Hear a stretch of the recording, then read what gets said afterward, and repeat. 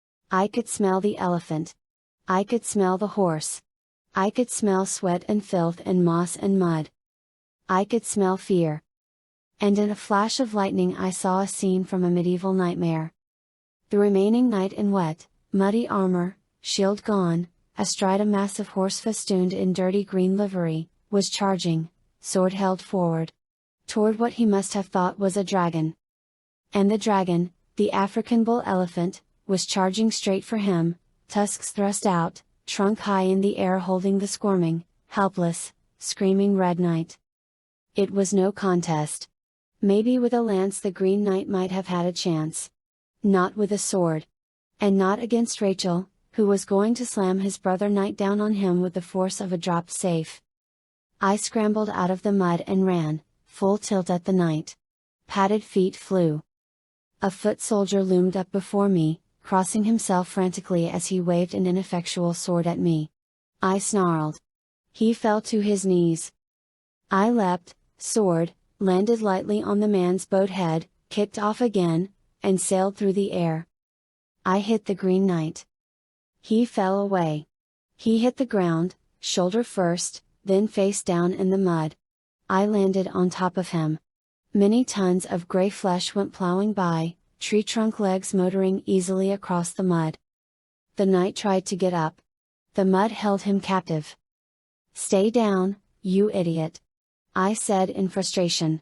"You want to get stomped?" I heard new footsteps running. And my wolf senses detected a new smell. One that was definitely out of place in this era. I was pretty sure it was salsa. I looked up and saw Jake and Marco. Jake. Still alive. Which one of you ate at Taco Bell today? Chapter 8, Jake. It was not a good situation. I was seriously annoyed. One knight was stuck in the mud.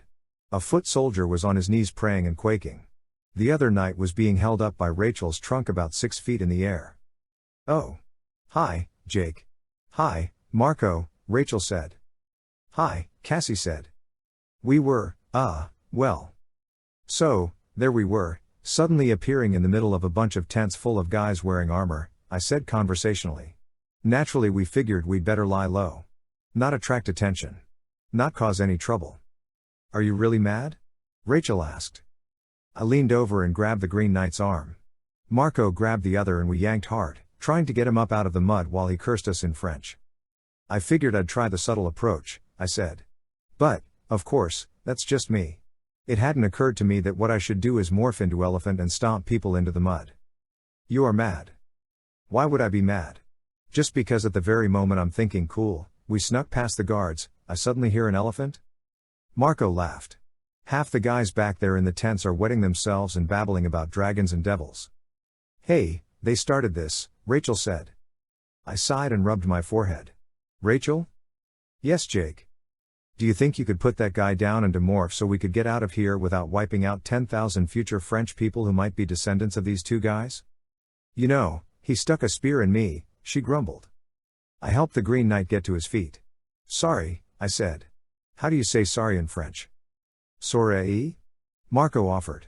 Ah, am very sorry. That's very helpful, Marco, I said. Cassie had demorphed. Now Rachel put the Red Knight down gently and began to demorph as well. I saw the Red Knight heading toward a dropped sword. Hey! I said. No. He stopped. Just then Tobias swooped down through the trees. Another bird of prey was with him. Axe, in Harrier morph. See, Axe? Told you it was Rachel. Anytime you hear a bunch of screaming and see people running, you're going to find our girl Rachel somewhere close by. Very funny, Rachel said. They started it. Cassie. Tell them who started it.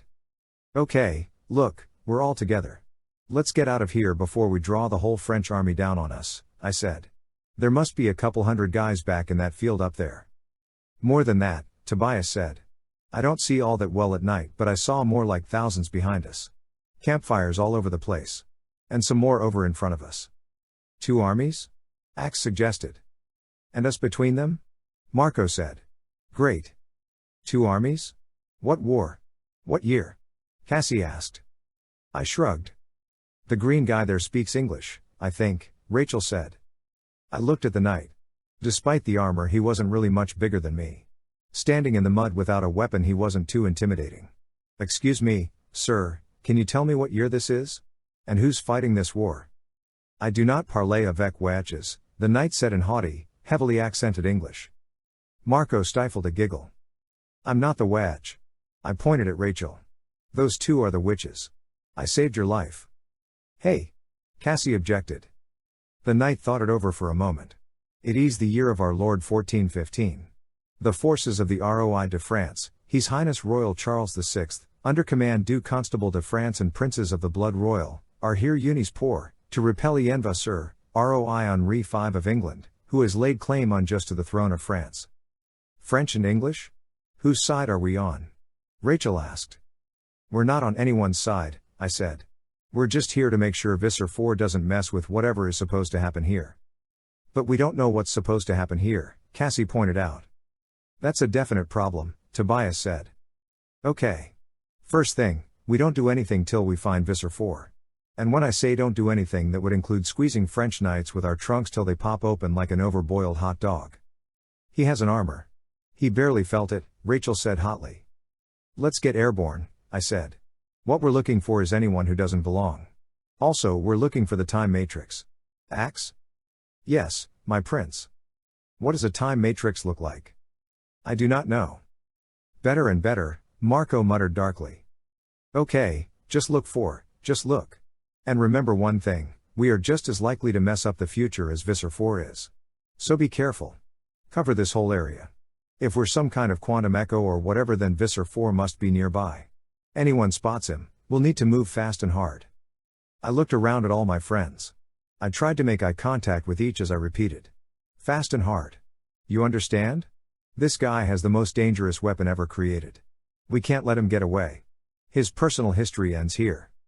Chapter 9, Marco. The sun was barely up. Gray dawn. We flew. We looked at stuff. We demorphed.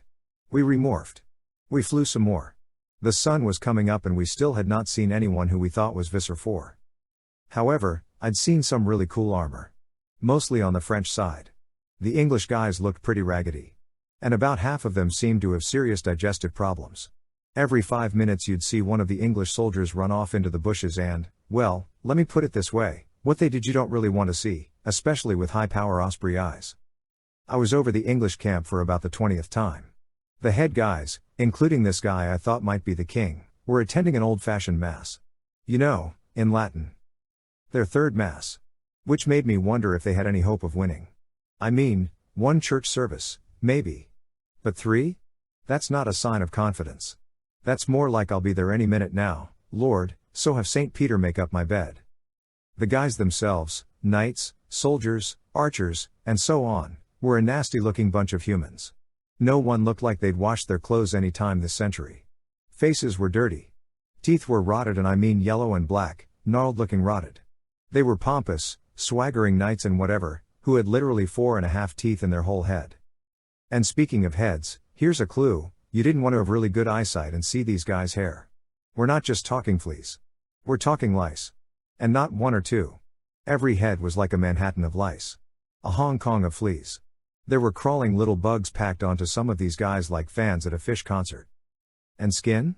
Scabs, rashes, bumps, boils, warts, things you thought might be beetles stuck on their faces but that were actually moles. It was pockmarked city. Virtually every face looked like someone had fired a shotgun at it. Deep holes you could almost stick a finger into. Smallpox, of course. It was not an attractive crowd. English or French, it didn't matter, except that the French had more horses and cooler armor. Axe wheeled through the sky, 20 feet above me, closer to the French lines. I do not mean to insult your ancestors, Marco, but if the Yeerks had arrived in this era they would have left to find some other species to infest. These humans have all the parasites they could possibly support. Oh yeah? What were Andalites like 300-400 years ago? We were relatively backward technologically, Axe sniffed, but we had managed to discover cleaning agents. These humans are universally filthy. They are, hey. That's it. Jake. Rachel. Everyone. These guys are all dirty and lice-ridden and pockmarked. It took you 3 hours to notice that? Rachel demanded. You're a genius, Marco. Well, duh, Rachel, guess who wouldn't be all skanky? Visser Four. Of course. Cassie said. He has a 20th century body. 21st century. He won't have smallpox or lice or bad teeth. That's it, Jake agreed. Look for someone clean. That'll be our boy. The sun was rising above the horizon now. The mass was breaking up. It didn't look like they'd have another. I guess 3 were enough. The guy I thought was probably the English king was hanging out with some of his boys, all laughing very loudly the way people do when they're scared peeless but want to look cool. I took a look at him. No, he did not have a 21st century body. He was about as skanky as anyone. I checked out his boys, a bunch of burly-looking troublemakers. I guess they were his main knights, but if it hadn't been for the chainmail and the swords you'd have figured them for a bunch of mafia hitmen. They weren't all buff like some Schwarzenegger action hero. Most were beefy, even fat. I doubted any of these guys had ever even heard the word salad. But they weren't fat, they were like, aha. Your blade merely penetrated my belly fat and 1 kidney. A flesh wound. Have it you, sir. These boys were trouble. And now the king was talking to his troops. He jumped up on a fallen tree and started bellowing and waving his arms like a politician or a football coach. I couldn't hear everything he said, but the basic idea was, men, we're outnumbered, but we're here for a good reason, which is that I want to be king of France, so let's go kick some French butt and we'll all be mighty pleased with ourselves on the off chance that we actually survive. Basically the same kind of heroic nonsense we Animorphs tell ourselves before we go into battle. Then, quite suddenly, I saw him. Not a knight. One of the archers. He was carrying a bow and a quiver full of arrows. His clothes were the same uniform as the other archers, a sleeveless leather jacket decorated with steel studs over a chainmail shirt, and pants that looked like they'd been sewed together by seamstresses with only 3 fingers and a ballpoint pen for a needle. He was with a bunch of archers moving toward the French lines. Got him. I alerted the others. Over there at the tree line. He's an English archer. On our way, Jake said. Stay cool. We need the right moment. I think this battle is getting ready to start. If you want to buy some popcorn and raisinets, better hurry. The English were definitely moving. The French, who had to outnumber them 4-1, waited very calmly. In fact, a lot of them were off riding around, talking to each other, drinking, scarfing snacks, making out with women, and gambling. Between the two forces, a narrow, muddy field hemmed in by trees on both sides. The English are gonna get stomped, Rachel said. I could see her bald eagle wheeling down toward me, turning wide circles. Maybe not, Jake said thoughtfully. The field is so narrow. The French can't get all their guys into the action. Want to lay some money down? Rachel asked. This is probably not why we're here, Cassie pointed out. Probably the idea was not to place bets. Why are we here? That is the question, Axe said. What is the significance of this particular historical event? How would a change at this point in the time-space continuum cause the changes we observed? I don't know, Jake admitted. Neither does Visser Four, most likely, Cassie said. All he knows about humans came from the mind of his host body. Swell, I said. It's the blind leading the blind down histories. I stopped talking because I saw something no bird ever wants to see. Ever. I saw about 2,000 guys notch their arrows, draw their bowstrings back to their ears, and suddenly elevate straight up. Straight up at me. Chapter 10, Marco. I was staring down at about 2,000 arrow tips, and 2,000 guys squinting up at me along the arrow shaft. Oh. Flit. Flit. Flit. Flit. Flit. Flit. Flit. Flit. Flit. The air was filled with arrows. It was like some weird backward hail.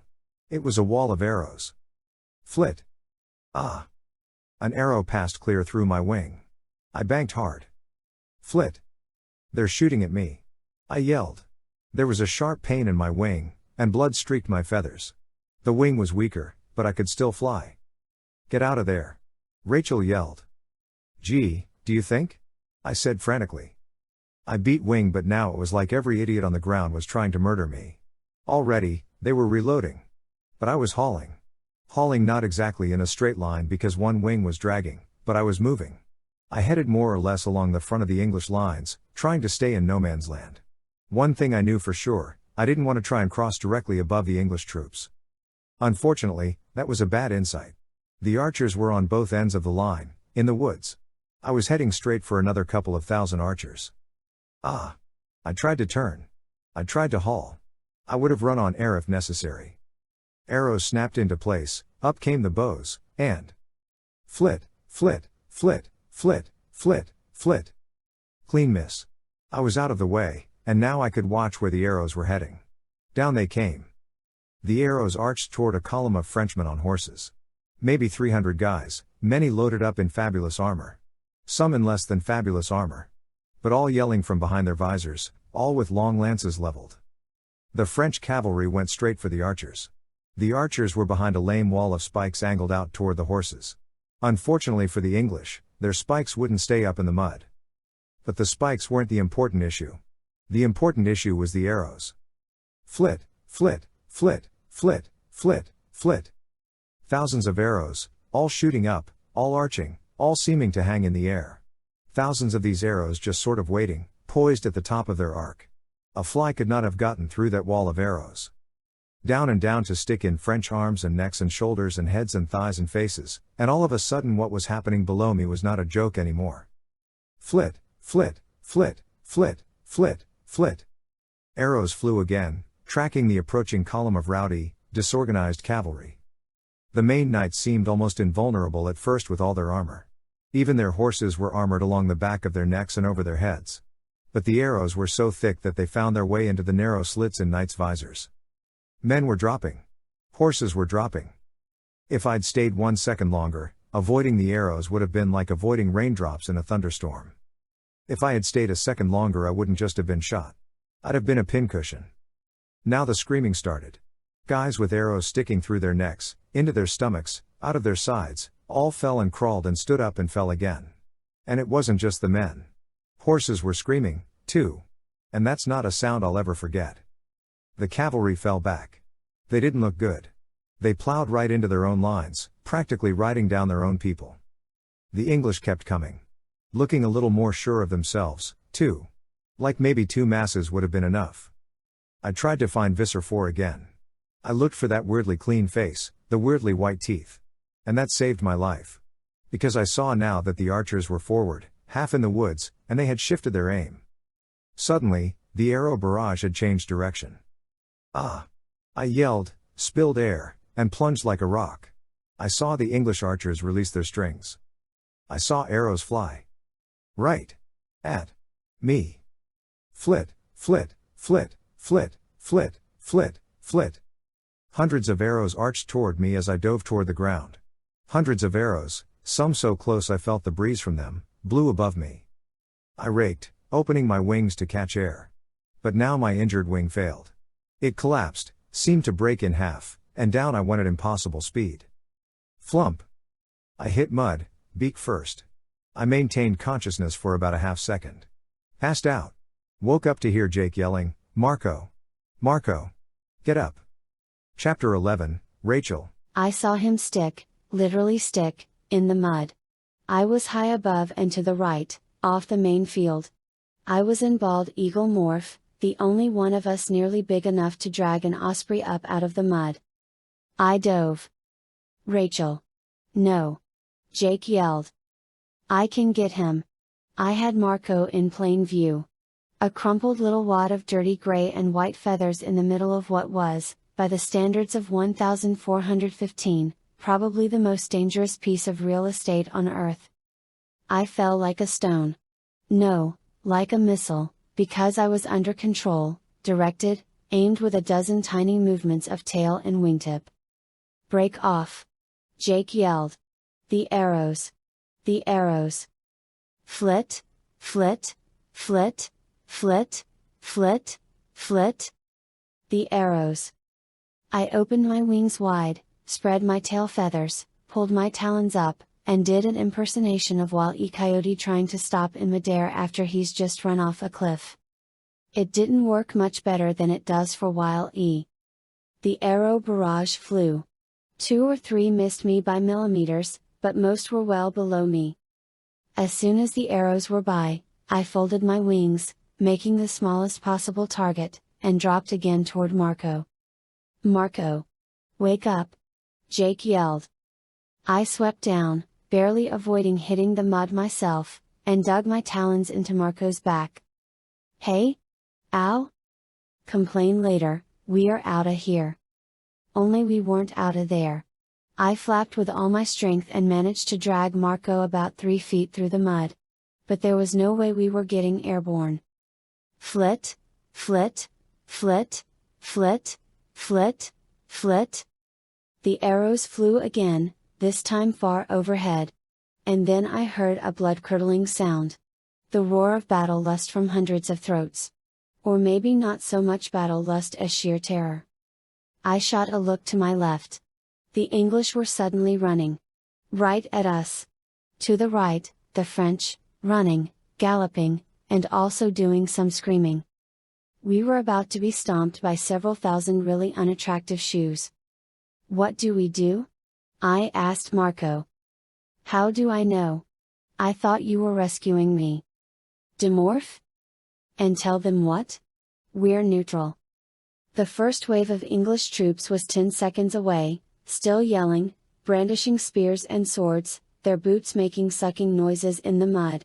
The French maybe 12 seconds away.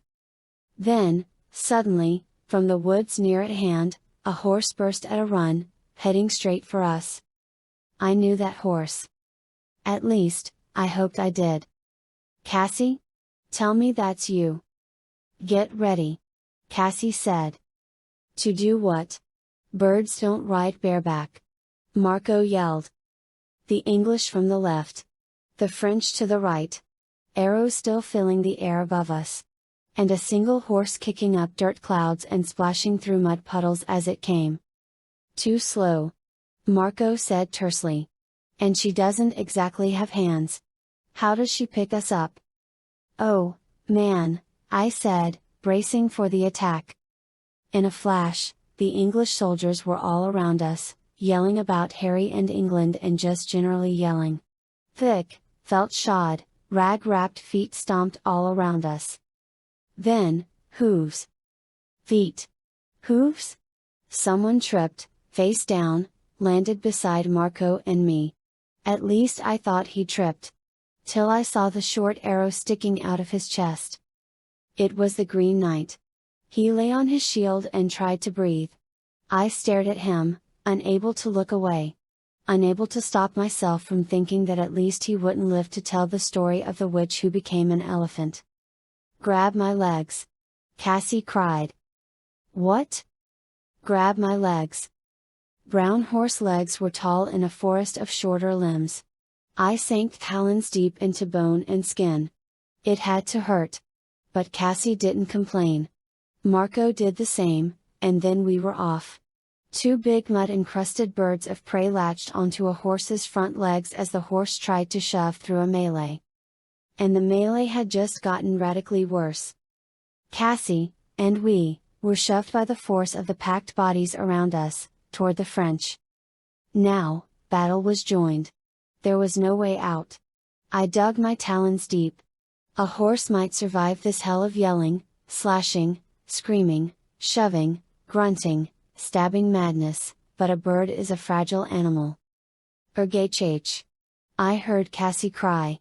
I assumed it was the pain of my and Marco's talons. But it was much more likely that the pain came from the spear that had been shoved deep, deep into her haunch. Cassie stumbled. She fell, face down. I disengaged just in time to avoid being crushed. Then a foot came down on me.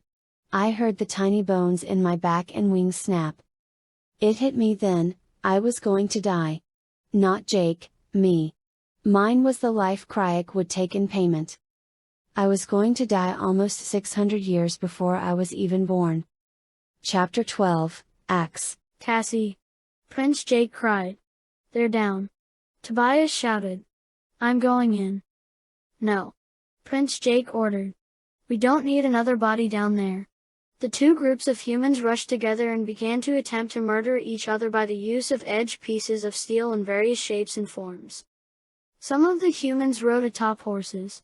Some appeared to be wearing artificial skin made of thin sheets of metal.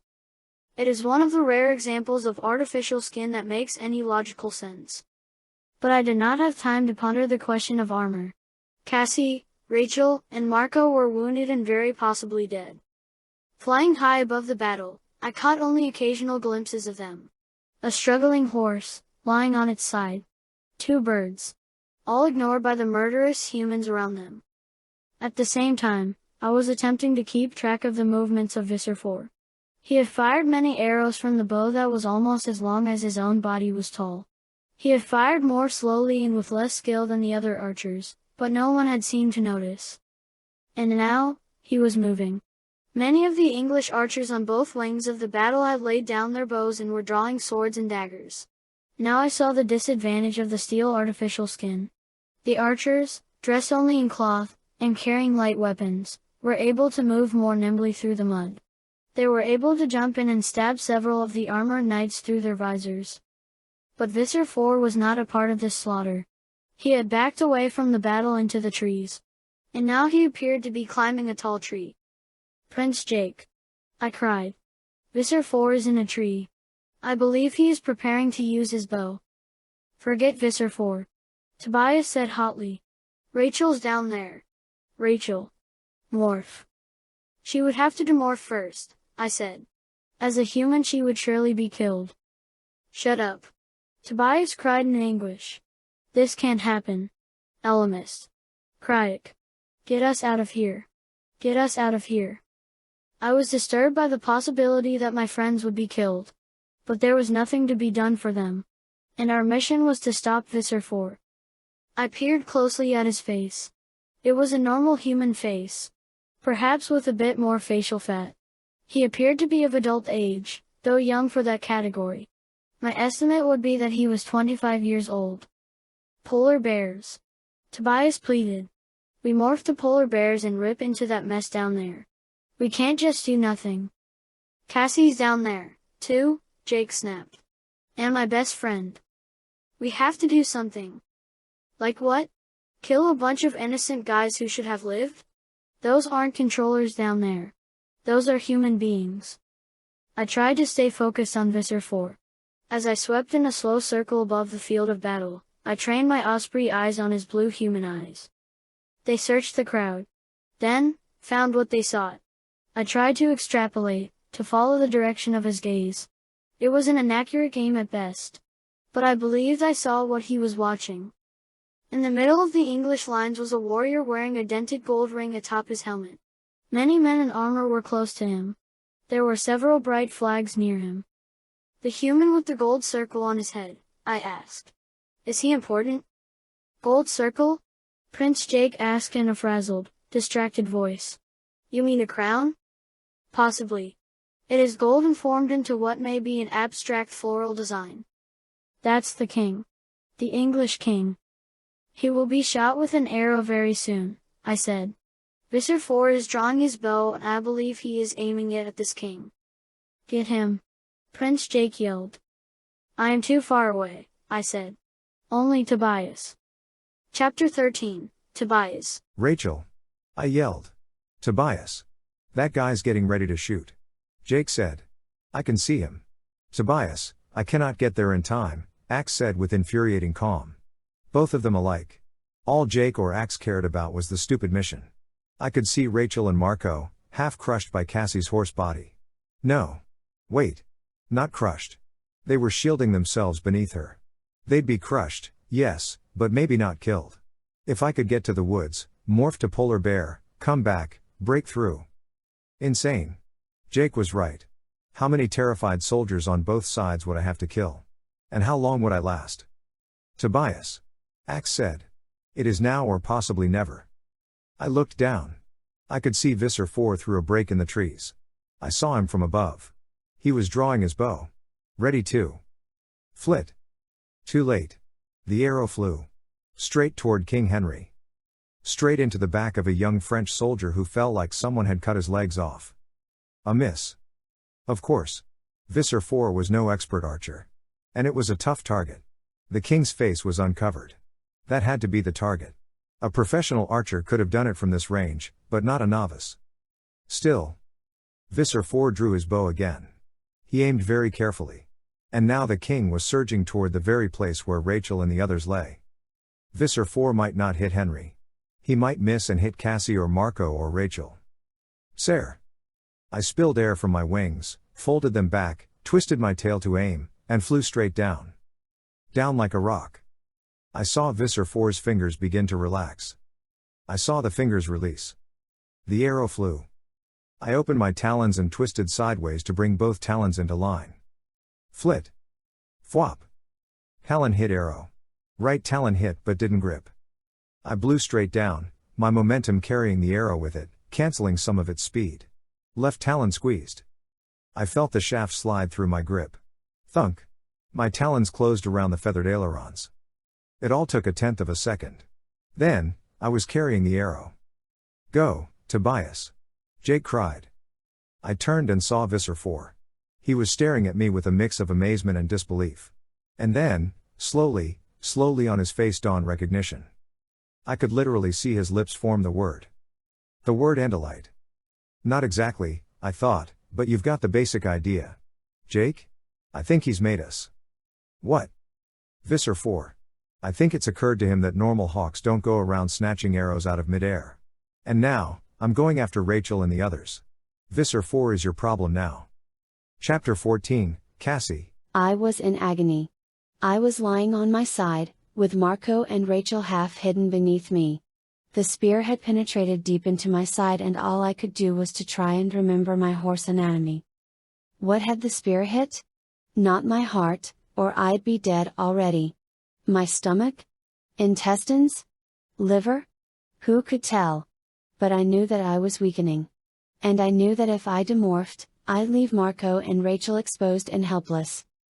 Not to mention the high likelihood that a superstitious 15th century soldier would almost certainly kill the weird, twisting abomination I would seem to be in mid-morph. We had to get away. But how? The battle raged around us. The noise was horrific to my hoarse ears.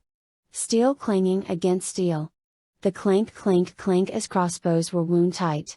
Hooves and feet pounding in the mud, and landing, all too often, on bodies. Men grunted with the effort of swinging their heavy swords and maces and axes. Men cried out or moaned as they were hurt. They staggered and fell, from wounds or from sheer exhaustion. And all of this was all around me. On top of me. This, I would later learn, was the Battle of Agincourt. One of the great battles of history. Glorious. That's what people called it, glorious. Shakespeare wrote a play about it. But I'm here to tell you there was nothing glorious going on. It was as glorious as murder. We have to get out of here, Rachel said. How? Marco demanded. We move, we die. Cassie's bleeding, Rachel said. She's bleeding all over me. Cassie, can you stand? It was Jake's voice. Coming from far overhead. I think so. Maybe. I don't know. This wasn't my body. I didn't know for sure what it could do. I didn't know how badly it was injured. Well, get ready. The cavalry's coming, he said. Then he added. We hope. I tried to stand. My legs worked. But I was weak. I couldn't roll enough to get up. Not without crushing Rachel and Marco. What are you guys doing? Marco asked Jake. Well, this is the age of superstition, right? Witches and goblins and devils and all? Yeah, Rachel said. We're giving 'em a devil, Jake said. A devil? What do you mean, a devil? Then, above all the clashing, yelling, horrific sounds of battle, I heard a new note. Screams of sheer terror. Screams like you'd hear from someone trapped in a nightmare. Feet stampeded. The king himself stood over me, recognizable for the dented golden crown on his head. He was staring off to the right. Gaping, mouth open, battle temporarily forgotten. The knight he'd been fighting sagged to his knees and began crossing himself and praying. Battle lines fell back. The king thought about it for a few seconds and decided he didn't want to go one-on-one with what was coming, either. And the devil, or what must surely have looked like a devil to these men of the 15th century, rode onto the field atop a magnificent warhorse. Am I seeing a hork buyer riding a horse? Marco asked. The hork buyer, Tobias, actually came charging straight toward us. Brave warriors, warriors who'd gone face to face in this battle, life for life, suddenly bolted. The forest of legs around me parted. Rachel and Marco crawled out from beneath me. I rolled onto my side and struggled to my feet, woozy, weak, half dead, but not so dead I couldn't run a few hundred yards. Come on! Tobias yelled, turned his horse, and led the way back off the field. The horse said, Hey! Watch the blades, Tobias. Marco and Rachel grabbed my torn and bleeding legs, and we made off across the horrible field. Over the bodies of dead and wounded, knights and peasants. Visser Four? Rachel asked. Axe is keeping him busy, Jake said. But we have to hurry. Or he'll get away from us. Chapter 15, Axe. Visser Four ran. But he was merely a human controller. So there was very little chance of him outrunning me. I was still an Harrier morph. I swooped through the trees as he ran. Rising above the forest I could see the edge of a small village in the trees ahead. If Visser Four made it to the village it would be harder for me to stop him. There would be innocent humans about. But as a Harrier I could do very little to stop him. Decision: stay with the Visser and be helpless, or stop, demorph, and be able to attack? The village, a collection of primitive human dwellings with roofs apparently made of grass, was very close. First, keep him from the village. I flapped my wings harder and easily caught up with the running, panting, frightened Yeerk. I turned in midair and plunged toward him, talons down and forward. He looked up. Dodged to the side. Not fast enough. I felt my left talon catch the side of his head. Ah, he cried. I swept past and turned to come back after him. Andalite filth. He screamed. Genuinely screamed. Pure, unfiltered hatred blazing in his blue human eyes. He hesitated. I came for him. He broke and ran. But now there were other humans surging around us. The column of men on horses was blundering through the woods seemingly heading around toward the rear of the English lines. But there were other humans, too. They were running from the battle. Running toward the village. I could not demorph in plain view. The Yeerk must have known this. Now he stopped and put an arrow into the simple bow he used. He drew the arrow back and let it fly. My harrier eyes were able to see that it was poorly aimed. It blew past and I did not even need to adjust my flight. He ran again, and I followed. Suddenly we emerged from the edge of the wood. There was an open space between the forest and the village. There appeared to be some sort of crop planted there. Villagers were calmly harvesting, going about their busy work as though nothing was happening. Possibly they were concerned that the battle or fugitives from it might trample the crop. These humans barely looked up from their work as soldiers, archers, and knights on horses went running past. Certainly they did not notice Visser Four. Or me. I swept up to Visser Four and raked his head again, laying the scalp open. He grabbed at me, but missed. "I'll kill you," he raged. "Surrender now, we have you surrounded," I bluffed. But a Yeerk does not rise to Visser rank by being a complete fool. He laughed at my silly threat. This was a pointless battle, I knew. In this morph I could injure him but not stop him. If I stopped to morph I could well lose him. There were two large structures in the village. One seemed to me to be essentially military. A fort of some sort. The other had a large main building with a tall tower at one end. It was into this building that Visser Four ran. Through a tall door. The door had been open. He slammed it behind him. I flared my wings and pulled up, inches from smashing into the heavy timbered door. "Prince Jake," I called in frustration. "Tobias. Marco. Rachel. Cassie. Anyone who can hear me, please answer." But there was no answer. We were far from the battlefield now. I was on my own. How to enter the large structure? How to? And then, in a flash, I knew why Visser Four had returned here. The time matrix. He hid the time matrix in this structure. I had minutes, maybe not even that. I landed on the stairs leading to the front door. I began to demorph. My Andalite stalk eyes began to rise up and out of my feathered head. My fleshless bird legs grew meat and muscle and true bone. I rose, growing taller by the second. But all too slowly. Hands? I needed hands. Tiny, limp protrusions began to grow from my chest. My forelegs. But my wings remained wings. No fingers appeared. "Prince Jake." I yelled again. Visser Four was going to escape. "Prince Jake." Rachel. Cassie.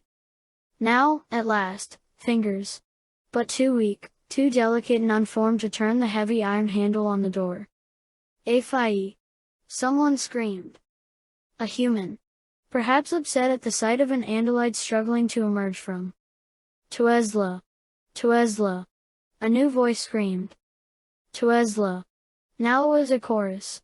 I twisted one stalk eye, only now beginning to work. There were half a dozen humans. Some were soldiers. Others not. The ones who were soldiers brandished swords.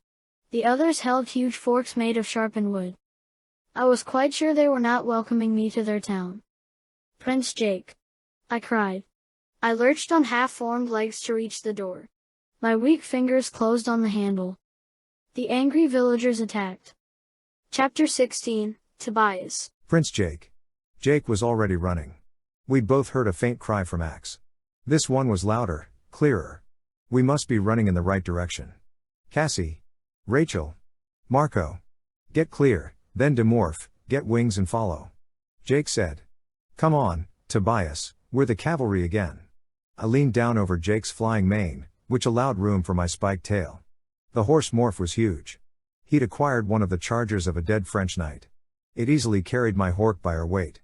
Probably not much different from a man in full armor. We raced through the trees. Behind us, the battle resumed. I guess in 1415 having the devil show up was a fairly normal occurrence.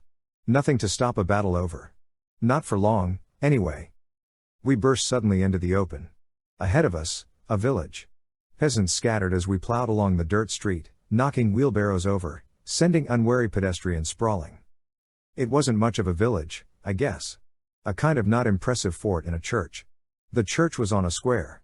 The square was full of runaway soldiers, the wounded, the scared, and a bunch of regular villagers. All were converging on the church steps. Half a dozen had hold of an animal that might have been a blue deer with a scorpion tail, but for the fact that it was half covered in gray feathers. Axe? Jake asked. Yep, I said.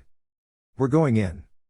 Jake redoubled his speed and went plowing straight into the crowd. I rode till he was stopped by the compacted bodies around us, then I stood up on his back and leapt. Hork-Baier are naturally arboreal. Meaning they live a lot of their lives in the trees. So they can jump pretty well. I jumped.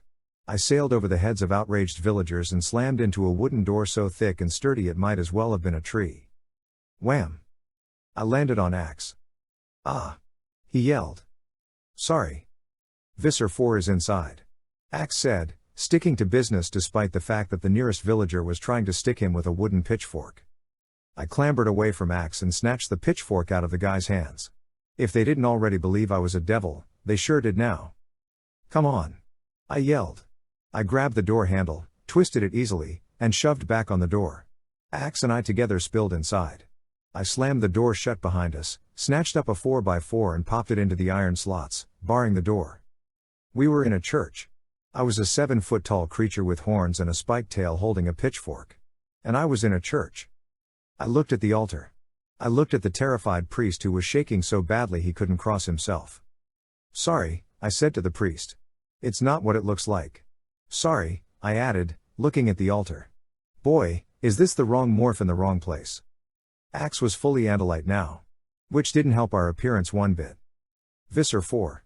Axe said. I don't see him. Me neither. The time matrix. He has almost certainly hidden it here. If he reaches it, he will escape. Then. Bon. A distant ringing. The bell tower. Jake cried from outside. He's in the bell tower. I shot a look around. Stairs. There had to be, over there. We ran. Ran for the stairs and bounded up them 2, 3 at a time. The stairs twisted in a tight circle. My big Hork-Baier feet were 20 sizes too big. I slipped and skinned my knees on sharp stone. Axe leapt over me and raced ahead. Above us, a wooden platform blocked our way. There was a trapdoor. Fwop! Axe's tail snapped and cut a slice out of the trapdoor. I shoved up beside him. Allow me, I said.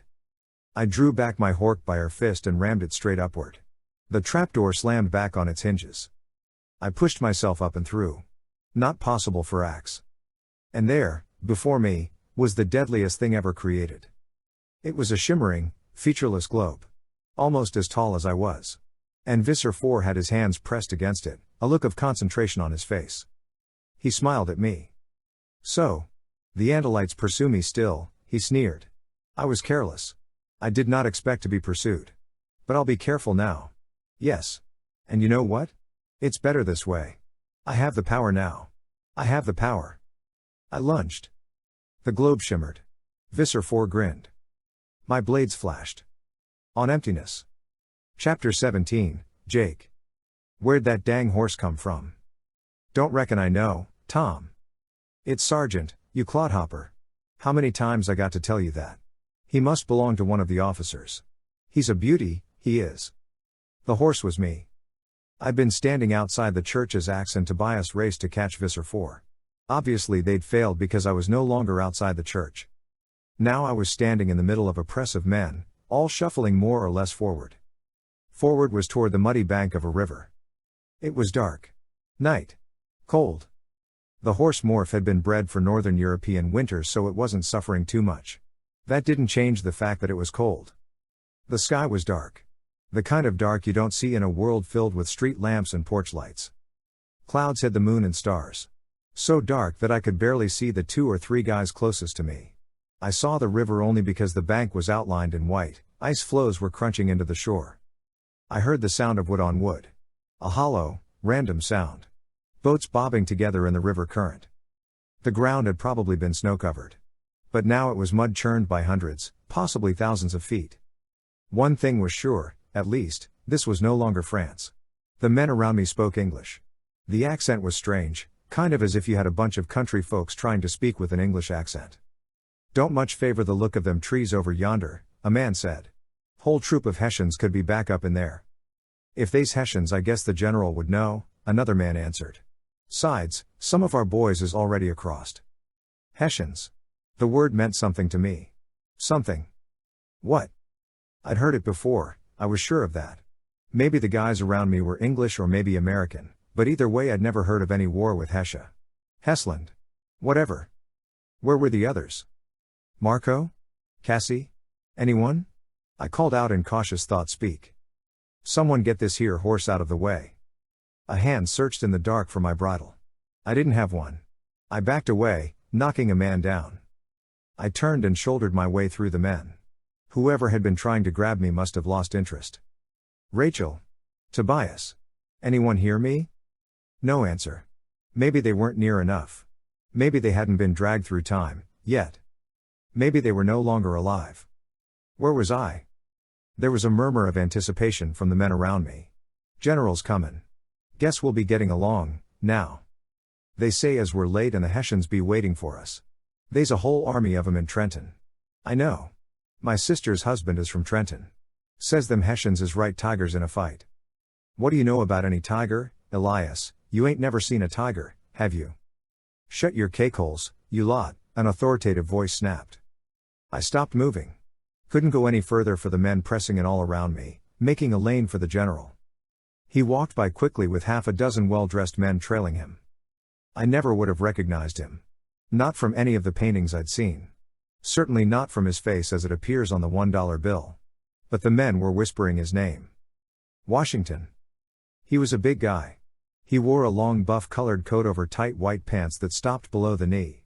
His hair was white. Of course, I thought, that's a wig. Rich people or important people all wore wigs in those days. These days. George Washington. Father of the country. You know who that is? Marco asked. He'd sidled up beside me, out of nowhere. Geez, Marco. How long have you been here? Got here about 5 minutes ago, dude. Heard you calling. Couldn't answer, though. I'd already demorphed. I turned my big horse head to aim one eye at him. Where'd you get the clothes? Not exactly clothes, Marco muttered. A blanket with a hole for the head. The boots are cool, though. Where did you find boots? He shrugged. You think it'd change the course of history much if George Washington was to lose his extra pair of boots? You stole George Washington's shoes? Hey, it's freezing, all right? Not all of us happen to be horses at the moment. I heard someone make a not too subtle remark about lunatics joining the ranks. Marco, stop talking to me. People are noticing. They think you're nuts. Marco fell silent. And then, Jake? Cassie? Rachel? Is that you? Yeah. I'm in Owl Morph flying above an army down by some river with some boats. Guys are carrying old-fashioned rifles. I know. Marco and I are down here in the middle of it. I'm the horse. Marco's the one wearing Washington's boots. No way. George Washington? Jake, tell her no, Guido Washington. Marco would like me to pass along a sarcastic remark, I said. Wow. Washington. Is this the Delaware? Is he crossing the Delaware? I guess so. I mean, I've heard Washington cross the Delaware, but I don't know what it means. This river is the Delaware. The Delaware River, Rachel said. I mean, come on, even I know that. Why is he crossing the Delaware? To get to the other side and see the chicken, Marco whispered. Is it just us? Rachel asked. I just got here like 3 minutes ago. I demorphed and morphed, and now I don't see Cassie or Axe or Tobias anywhere. Oh good, it's starting to rain, Marco complained. Rachel? Don't waste time looking for the others, look for Visser Four. Gotcha. From down by the water came raised voices. Someone not exactly yelling, but definitely mad. A low-key laugh seemed to travel through the army. General's giving him hell. What for? What for? Are you simple? We're late, that's what for. We're supposed to be across and march over to Trenton afore first light. Trenton. Hessians. Washington crossing the Delaware. Visser Four is after Washington, I said. Yep, Marco agreed. We have to get out of here. I have to demorph. Rachel?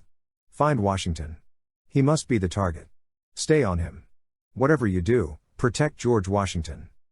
There's 3 words you never thought you'd say, Marco said with a low laugh. Chapter 18, Rachel. Protect George Washington. Right. No problem. I was an owl. The army was loading into the boats. Not enough boats, from the look of it. They must have already pulled across the river once. There was a group of a couple hundred over there.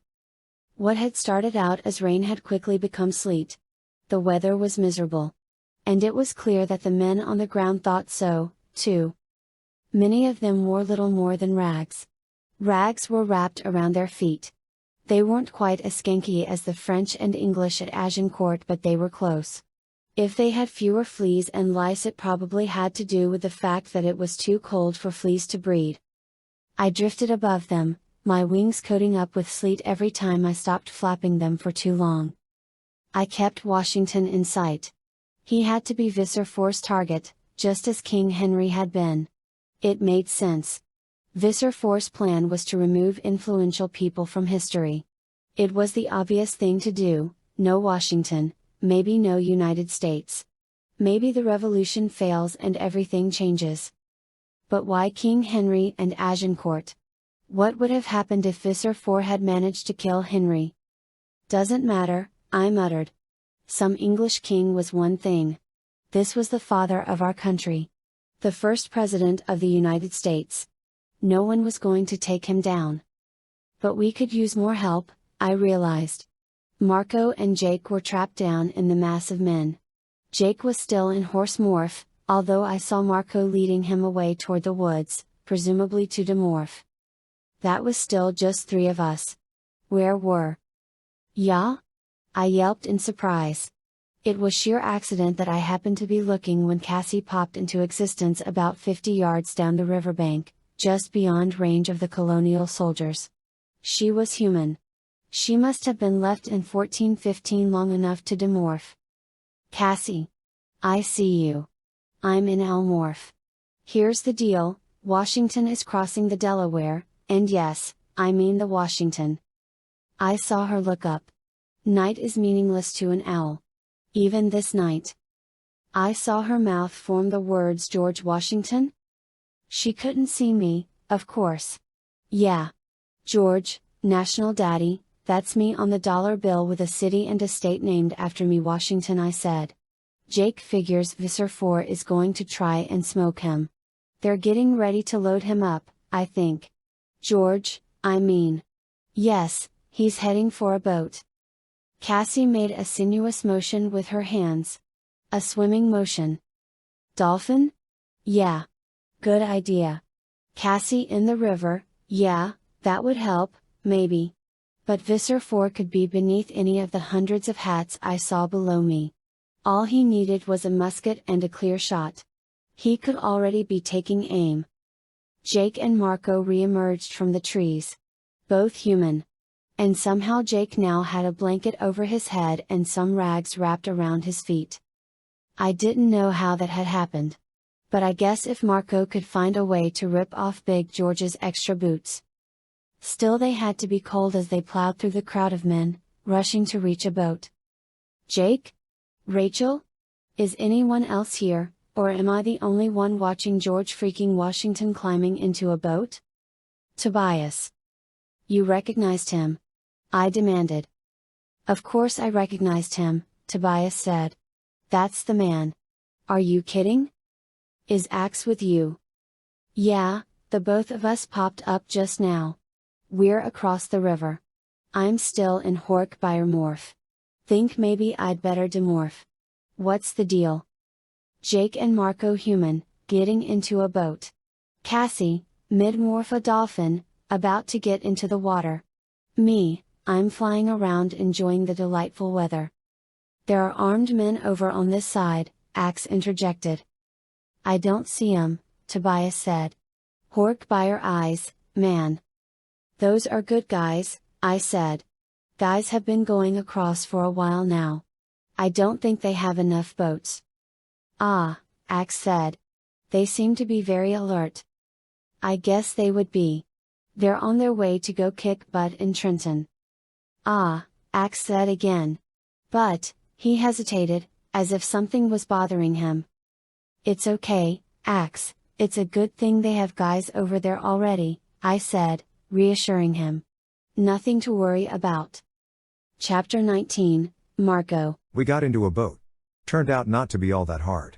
No one was all that anxious to climb on board for the trip across an icy, raging river in the middle of a sleet storm. Can't imagine why. Ah, yes, I muttered to Jake, the love boat takes a detour to hell. My feet are freezing, he answered, eyeballing my feet. My warm, dry feet. Too bad the big guy didn't have a third pair of boots. They wouldn't fit you, I said. Not your size. Aha. There's a very famous painting of Washington crossing the Delaware. It housed George standing up in the middle of this boat like one of the lifeboats from Titanic and looking all determined and father of the country-ish. Two things wrong with that. 1. The boats were low-sided, flat-bottomed, rocking, spinning, swamped, water up to your ankles pieces of junk. Not that you could even feel your ankles. Unless you had boots on. There were too many wet, mad, depressed, shivering, scared men and boys packed into too few boats in the middle of a hurricane of sleet on a river that was a rush-hour expressway of gigantic chunks of ice. Sleet was piling up on my head. There was sleet on my shoulders. Sleet in my eyes, sleet freezing into a crust of ice on my knees, sleet on my bare fingers, fingers numb till they would barely move and you had to think about unbending them. On top of all this, the guys were not thinking so much about how they were on a mission to create a great democratic nation. They were mostly concerned with the fact that the sleet was getting down the barrels of their guns, and into the flintlocks, and how wet gunpowder might as well be Bisquick. That was the first thing wrong with that painting.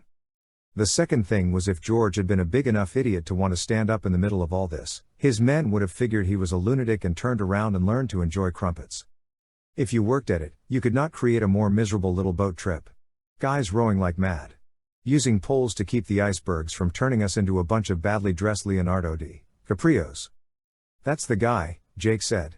He was looking toward the boat that rode the current a dozen or so feet away to our right. Or starboard, I guess. Washington's boat. I thought at first he meant he'd spotted Visser Four. But he was looking at Big George. You know, it's dumb, I guess. I'm not some big wave the flag guy, you know? But that man over there, huddling down in his coat while the ice crusted his hat, that was George Washington.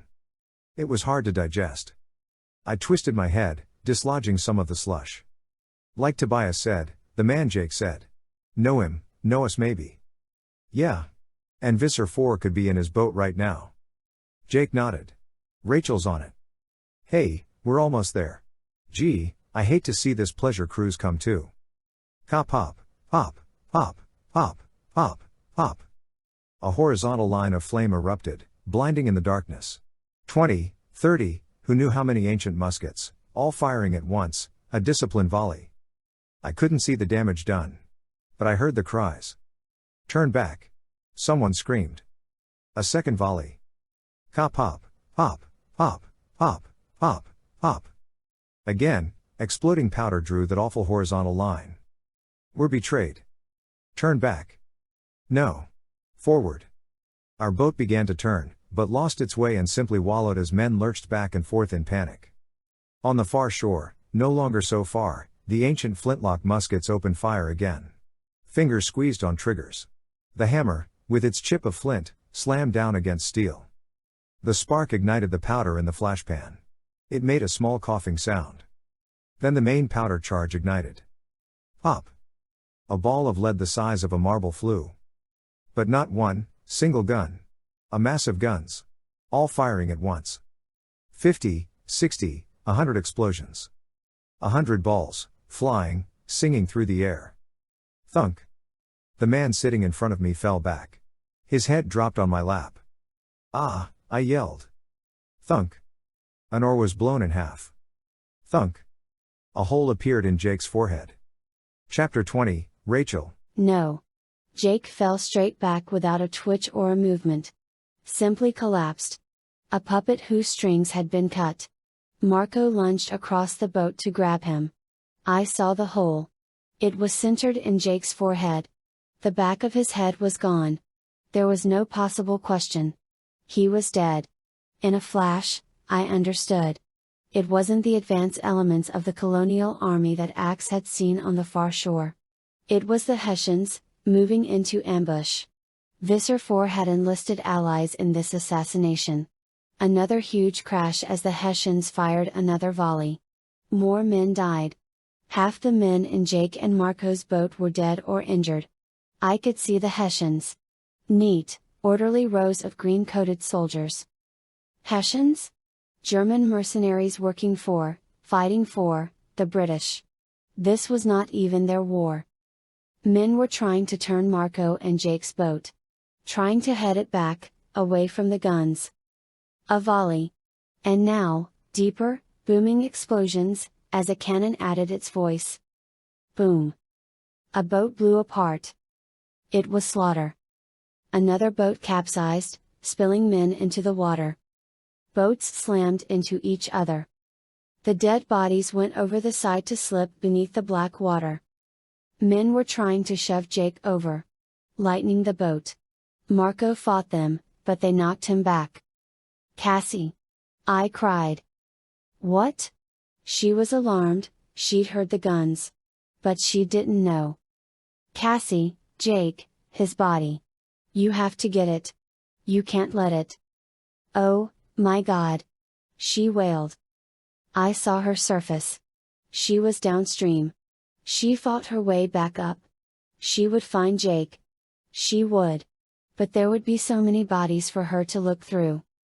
I saw him go under, sinking. An ice floe glided over him. I saw Marco.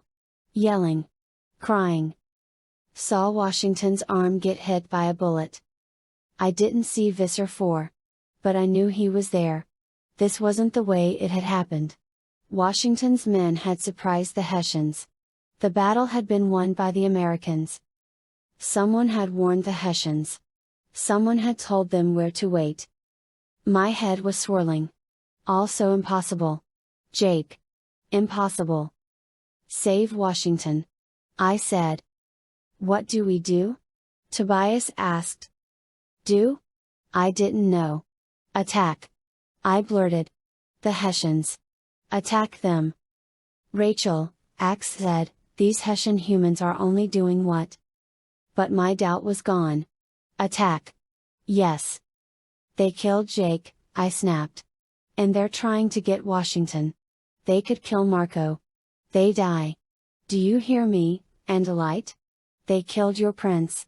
Do your duty. Chapter 21, Axe. Tobias was in his own hawk body. I was in my own Andalite form. Cassie was in the water. Rachel in the air. Marco was in a boat, under fire. And Jake, my prince, was dead. Only I was in a position to attack the firing troops. Only I could avenge Jake's killing. I ran through the woods over muddy ground, slick from falling ice. The trees were dark. Thorns and brambles ripped at me. Craig had taken his payment. But that did not mean the dying would end. Was Rachel right? Should I attack these humans? My form alone would breed panic among them. But they were professional soldiers. Some would break and run. Others would not. I could use my tail to knock some unconscious. But they would rally.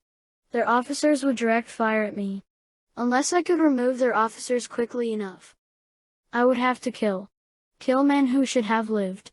Not only take lives, but wreak havoc throughout human history. But wasn't that already happening? This battle should never have taken place. Men were dying who should have lived. What should I do? Ka pop, pop, pop, pop, pop, pop. Another volley. The left of the Hessian line was only seconds away. Marco might have died in that last volley. Or, if he lived still, he might die in the next. I raced for the nearest soldier. He didn't see me. I whipped my tail forward. Flop. The flat of my blade hit the side of the soldier's head. The soldier fell. Flop. Another dropped, unconscious. A third turned, saw me, froze, unable to pull the trigger of his primitive firearm. I knocked the gun from his hand. But now an officer was yelling, and more soldiers were turning toward me, leveling their guns, fingers on triggers. I ran.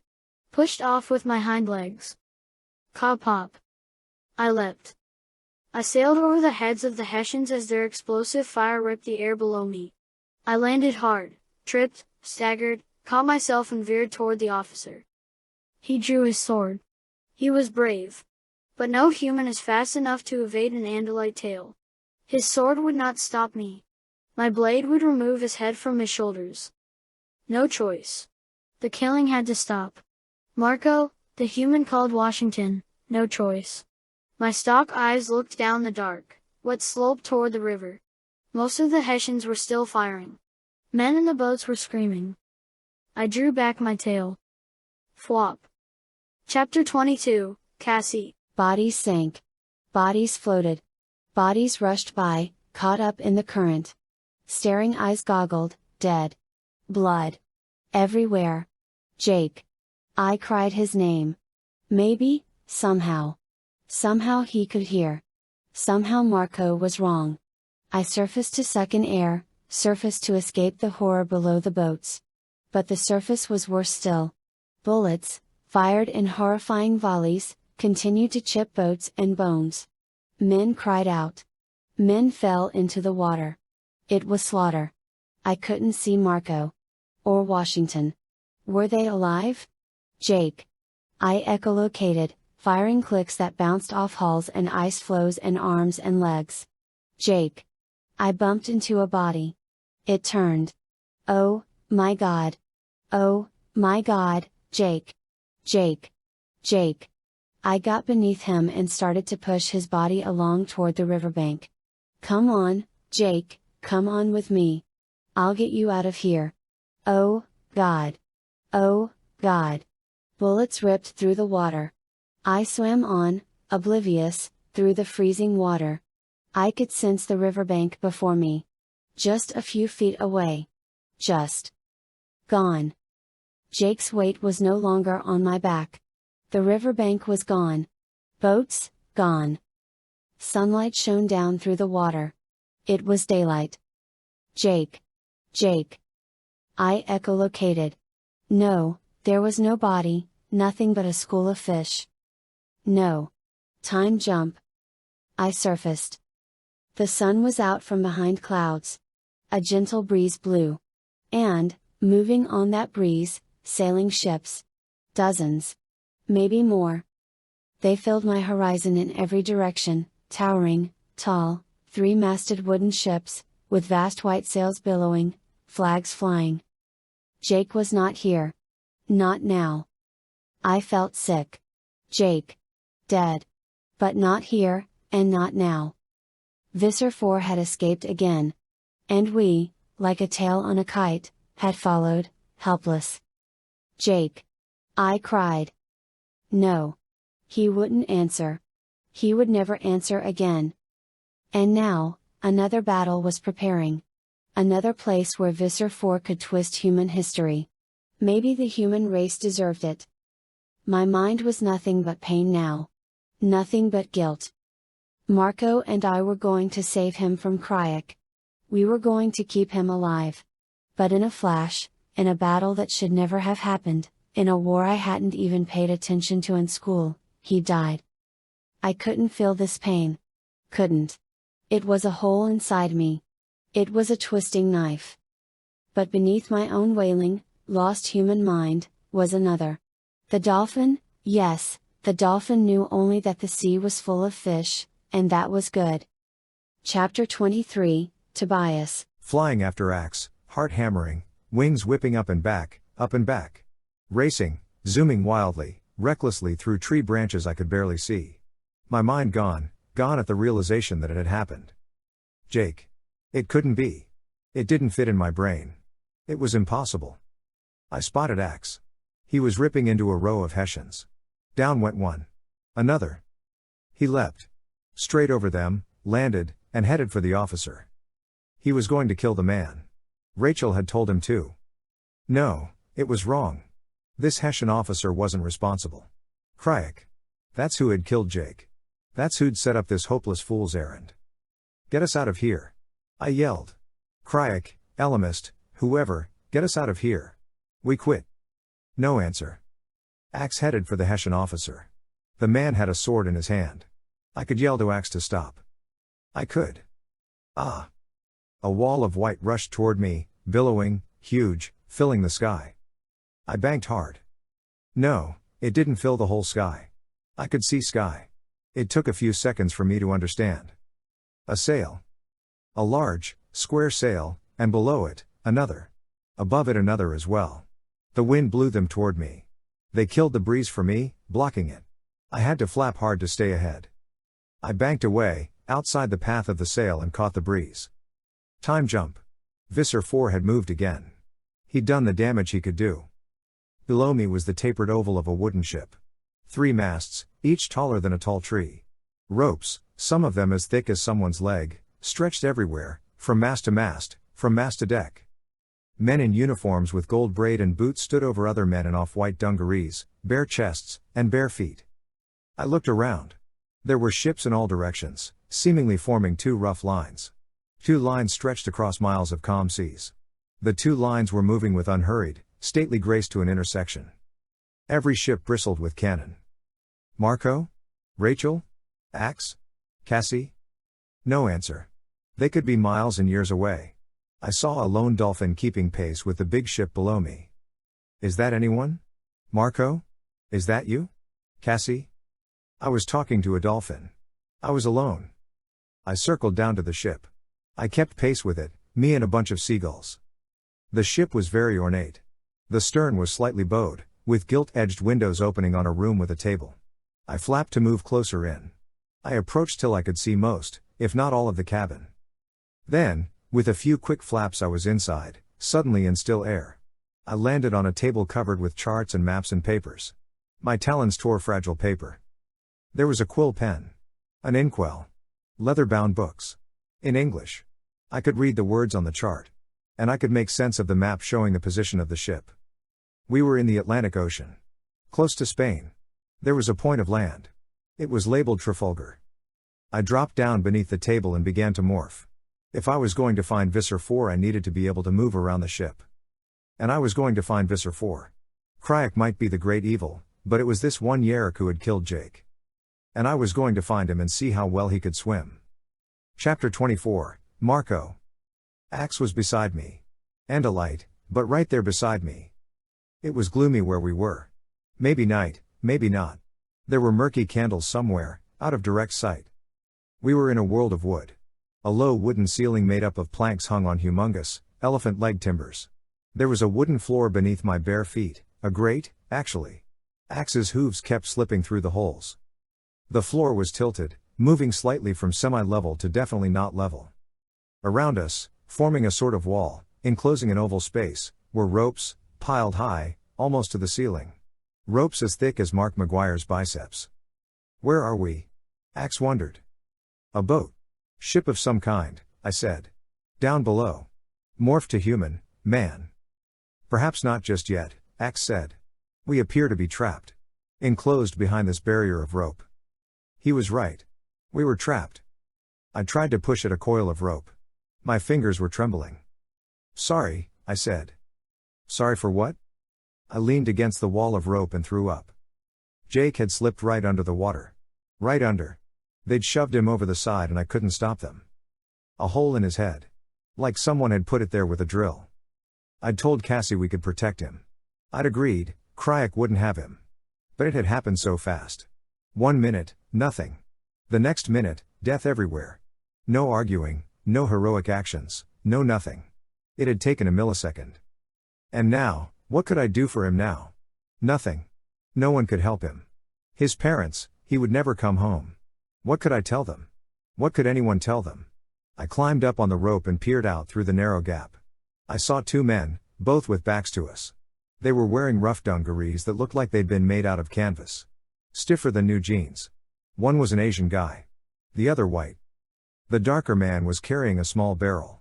The white man walked up behind him, produced a sort of short wooden club, and slammed it down hard on the other man's head. He clubbed the Asian man again as he fell. My mouth opened to yell. But Axe's Andalite hand was over my face.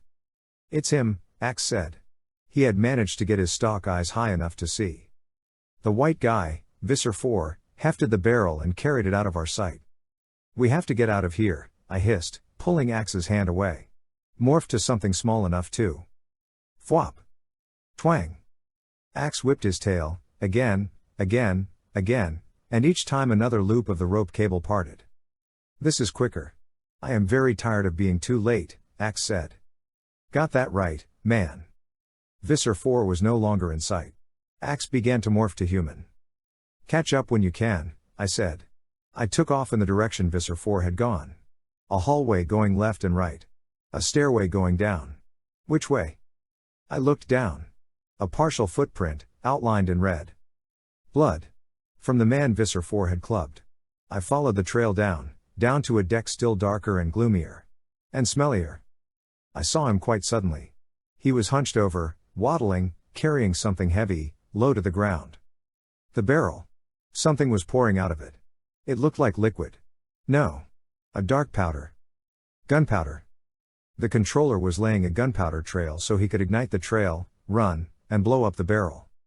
He wasn't ready, yet. Neither was I. I began to morph. It was a morph I'd done many times before. So I was used to the way my face turned rubbery. The way coarse black hair sprouted from every inch of my body except my face. The way my shoulders and neck swelled to ludicrous proportions. The way muscle layered onto muscle. I'd been a gorilla before. But this was different. I savored every powerful muscle and sinew and steel beam bone. I was going to enjoy using them. Hey, I said. The controller who'd been Visser Four spun around. I swung a fist the size of a football. Boom. The deck jumped. Something shockingly powerful had hit the ship. My blow missed. Visser Four bolted. Not this time. I yelled and went after him. I didn't know where I was, or when I was, or who was driving the ship. So I didn't know who was going to see a gorilla racing around, and I didn't care. Visser Four had made a fatal mistake. This was a ship. There were only two ways off it, swim, or use the time matrix. He could lead me to the time matrix, or he could die trying to outrun me. Chapter 25, Rachel. Lieutenant, sir. Silence. Stand by your guns, men. But, sir, look. The thing the lieutenant was being invited to look at was me. I was human, wearing an outfit that was definitely not appropriate, and standing on the open upper deck of a very large sailing ship. I had simply appeared. 1 minute I'd been in the woods behind the Hessians, having demorphed, getting ready to morph to grizzly. Then? The lieutenant was a relatively young man, maybe 25. Beside him was another person in uniform, probably no more than 13 years old. On either side of us were knots of tense men standing around huge, old-fashioned cannons. The cannons were aimed in the direction of another ship moving closer and closer. The lieutenant, the kid, and the 20 or so men closest to me all gaped. "God! It's a girl!" The lieutenant exploded. "A stowaway," a man with a scar said. "She'll catch her death in that rig." The kid whipped the hat off his head and performed a bow. "Shall I escort the young woman below?" he chirped hopefully. "No, mister, you shall not. You will present my compliments to the captain and the admiral and inform them that we have a stowaway aboard." "A rare beauty of a stowaway," the young guy said, leering and blushing. He ran off, looking back over his shoulder as he stumbled his way to the raised platform farther back. A deck of some sort. "All right, men, you've all seen a female before this. The Frenchman is over there. Stand by your guns. Steady, men, wait for the order." The men went back to their guns, but with frequent looks over their shoulders. I ignored them. I was looking for a face with fewer missing teeth and no scars. I was looking for fire. Boom! A huge explosion. The sound alone could have killed a person with a weak heart. It was as if every cannon on Earth had fired at once. The cannons leapt back on their clumsy wooden carriages, and snapped hard against thick ropes that held them in place. Smoke billowed up all along the side of the ship. I don't know how many cannon had fired, but it was a lot. 30, 40, 50, I don't know, but the concussion felt like a punch in the head. The noise left me half deaf, ears ringing. Seconds later. Boom! This time the smoke was from the French. The railing not 2 feet from me blew apart. Huge splinters flew. A man was down, screaming. The gun crews were already at work, swabbing, drawing the guns back with brute force, carrying round, steel cannonballs forward, men handling them into the barrels of the cannon. I barely noticed the man who shot up through a hatchway behind me. But I definitely noticed the gorilla who was after him. Marco. Visser Four ran. Marco followed. I didn't hesitate. I raced after them both. There were shouts of dismay and amazement from crewmen. Roared orders from officers. A red-coated soldier, a Marine I guess, tried to cut Marco off. Marco pushed him aside with enough force to send him sprawling. But two more red-coated Marines and a sailor lunged and grabbed Marco, slowing him down. Visser Four bolted toward an open door. Then he stopped. Very suddenly. A flurry of russet feathers, a flash of talons. Visser Four staggered back, clutching his face. Boom! The cannon fired in. Boom! The French answered. A cannonball passed so close by my face that I felt the breeze. More men were down. Pandemonium. A gorilla, a hawk, a girl in a leotard, all racing, chasing a man with too clear skin and too white teeth while blue-coated officers bellowed, red in the face with rage, and scarlet-coated Marines and dungareed sailors formed a freakshow chase scene. Visser Four jumped and grabbed a handful of rigging. He was strong and agile. His stolen human body had belonged to a young unsuccessful actor. He swung himself up a sort of complex rope ladder. It was a smart move. Tobias couldn't get at him without risking being caught in the maze of ropes. And as strong as Marco was, gorillas are not fast tree climbers. You're dead. Marco raged, shaking off a pair of Marines. Visser Four glanced down then kept climbing. Now the cannon were no longer firing in regular volleys. French and British alike were firing as fast as they could. It was a mad race of death. Which crew, British or French, could pull a ton of cannon back fastest? Who could swab the red-hot barrel, who could ram in the canvas bag of powder, the wadding, the cannonball, wrestle the cannon back up snug against the port, and aim it, all while being fired on by cannon and muskets? Not my problem. Not my war. My war was with Visser Four. I started to morph. Not grizzly. Not elephant. Marco had chosen the wrong weapon. This wasn't a job for brute force. Rough brown fur began to grow from me. I didn't wait for the morph to be completed, I moved. Come back here, you, someone yelled. I was running. Bare feet on tilting wood that had been sprinkled with sand to sop up the blood. Boom. Boom. Boom. Cannon fired. Sweating crews worked feverishly. Smoke choked my throat and stung my eyes. The ships were now within a few feet of each other.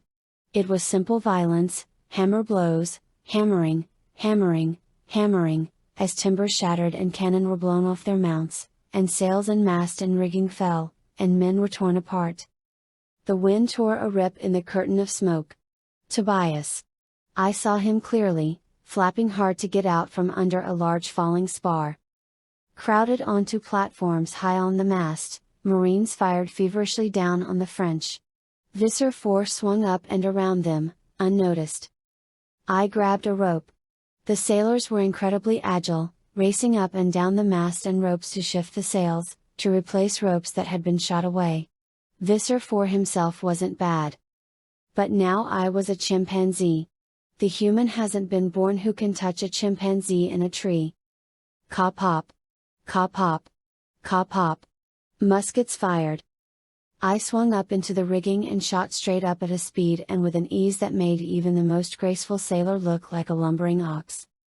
Up and up, hand and foot, effortless. Visser Four was above me, heading higher. Then, he looked down and saw me. I enjoyed the fear in his blue eyes. I loved the fear in his eyes. That's right, you are all mine. Sudden silence. The cannon had stopped firing. Crew-wunk. The two ships crumpled into each other. Grappling hooks flew, snagging ropes and spars and railings. The two ships were lashed together. British sailors began to pour over the side, rushing with wild cries onto the French ship. Boom. The French had swiveled some small cannon to face the onrushing Englishmen. Half a dozen men fell like they were bowling pins. And worse, from my point of view, the French had a couple of small brass cannon mounted on swivels on one of the mid-mast platforms. They were firing into the rigging. Ping! The rope I was holding parted. I fell. My left hand reached out and snagged another rope. Effortless? This was my world. This was my environment. Visser Four was as high up as he could go, the junction of the highest spar across the mast. He was clutching the mast. Now where do you go, Yeerk? I asked him. Get away, he cried in a shrill voice. I don't think so, I said. Your personal history ends right here, right now. No. Let me live and, the time matrix. You know you want it. Where is it? You'll never find it without me, he said. I laughed. It's a ship. It's only so big. I'll find it. You can't kill me, Andalite, he begged. Oh, but I can, I said. You killed someone I love. I shot up the mast, hand over hand. 3 seconds and I would. Falling. I was falling, straight down, face up so I could see half a chimpanzee still clinging to the mast. Falling, spinning now, the realization slow and seeping into my dying brain, I'd been blown in half. Darkening eyes saw Visser Four crowing, laughing and. Chapter 26, Tobias. The chimpanzee fell to the deck. 100-foot drop. The cannonball had separated head and left shoulder and arm from the rest of the body. Rachel. Demorph. Demorph. No answer. I knew. There would never be an answer. Visser Four slid down the mast, grabbed a rope connecting to the foremast, and slid, screaming at the pain from the rope burn. No. I cried again. Tobias. Marco yelled from down below. He's heading for the time matrix. He'll get away. She's dead. I cried. Kablam. What? Who's dead? Cassie? Rachel, I cried. Didn't you see? Rachel. Oh, God, oh, God. Marco wailed. It's not just Jake. We're all going to die. Cassie. Axe. Where are you? I yelled. I dove to intersect Visser Four. He had reached the foremast. Marco was pushing through anyone who got in his way, trying to cut him off. I dove, weaving through ropes, around masts and spars and men. Visser Four grabbed a vertical rope and slid. I could see the blood trail he left on the rope. His feet hit the deck. I flared my tail and swept my talons forward and ripped his right ear. Ah! I caught a head wind and came back around in a tight turn. He stepped off the edge of an open hatch and dropped to the deck below. He stood up and ran. I dove after him, down into darkness. Now I was at a disadvantage. It was cramped, with low ceilings and wounded men being carried below. I flew hard and wild, but I couldn't gain on the ever-receding figure. Marco. I need help. He's heading forward. I turned a tight corner. Wham! Into a wall. I hit the deck, stunned but not unconscious. Left, right. Gone. I lost him. I see him. Axe yelled. Axe. Where have you been? I had morphed to human and was injured. I am demorphed now, and following the controller. I got airborne with great difficulty. No headwind, no tailwind, no lift, and a ceiling crowding down above me. It wasn't a place for a bird. I flapped and landed. Then down a stairway, left and. An Andalite blew by. I followed him. We erupted into a small room. A barrel of what could only be gunpowder was lying against one curved wall. The hull. A trail of gunpowder led from the barrel through a small door. Axe and I raced for that door. And there, inside, stood a shimmering, 6-foot globe. And Visser Four. He was holding a flintlock pistol. Cocked. But not aimed at us. It was aimed at the gunpowder trail. He grinned a grin made grisly by the fact that it seemed to continue in a red slash that went up to his ear. Nice try, Andalites. He fired. The powder burned. The time matrix disappeared. Visser Four was gone. The powder trail burned and spit and crackled as it went around the corner. I looked at Axe. He turned a stalk eye on me and said a word he must have picked up from humans. Get that barrel. I yelled. What? It's a bomb, Axeman. The powder trail leads to a barrel of gunpowder. If it reaches it, boom. Axe hesitated only a second. Then he ran. I fluttered after him. Marco plowed into the room. Axe swung his tail. Fwop. The blade cut the powder trail just an inch from the barrel. Unfortunately, Axe's tail blade struck a spark. The remnant of the powder trail blazed anew. Oh, Marco began to say. Chapter 27, Tobias. Quiet. That's what I noticed first. It was so no cannon. No muskets. No screams. I opened my eyes.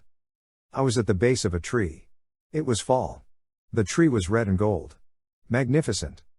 I staggered up onto my talons. I'd been time yanked. I'd made it. The others?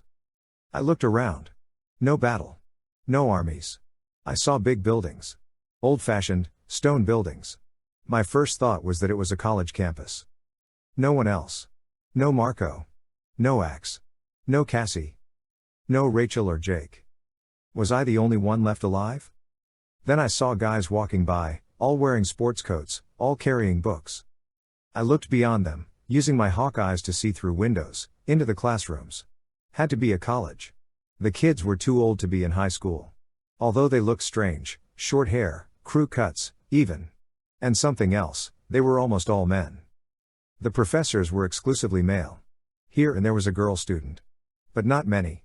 And then I noticed something else that took even longer to register. Everyone was white. Everyone. It wouldn't be easy spotting Visser Four here. His host body was white. And about as clean-cut as these people. I called out and thought speak. No. Not Jake. And not Rachel, either, unless there'd been some kind of miracle. Marco. Axe. Cassie. Was that all of us? 4 left alive? And maybe not that. Maybe fewer. Maybe just me. I felt sick. Rachel had not survived. She'd been dead before she hit the deck. Axe and Marco had been a split second from being blown up. And Cassie? I'd not seen or heard her at all. Axe. Marco. Cassie. We were getting ever more spread out across time and space. The resonance, this weird trailing of the time matrix was scattering us. Like an echo that grew ever more faint. I landed in a tree and began to morph. I needed to be human too, but no. I'd stand out way too obviously here wearing stupid morphing clothes. First, I needed to be able to pass. If this was a college, there'd have to be a dorm nearby. Where there was a dorm, there was clothing. Hawk eyes made the search easy. I found a dorm, and a window open to the fall chill. 10 minutes later I emerged human wearing a pair of baggy slacks and a white shirt and a v-neck sweater. I couldn't do anything about my shaggy hair. Everyone would just have to deal with it.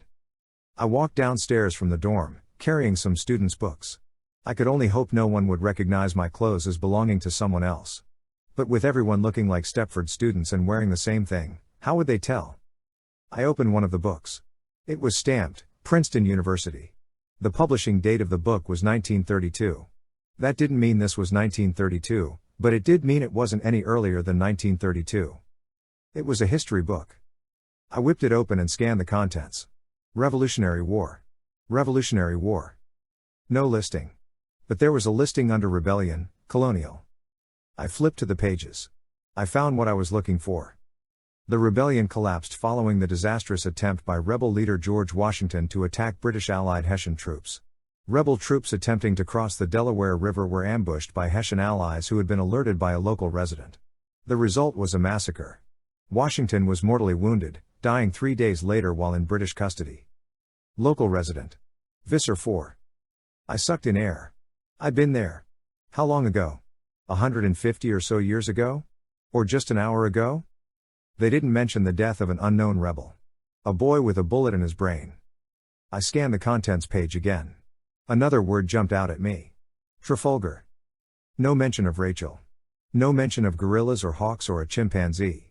The entry simply explained that the British Navy had been defeated by a fleet made up of French and Spanish ships. Admiral Lord Nelson was killed when his ship, Victory, was sunk by an explosion below the waterline. I shook my head.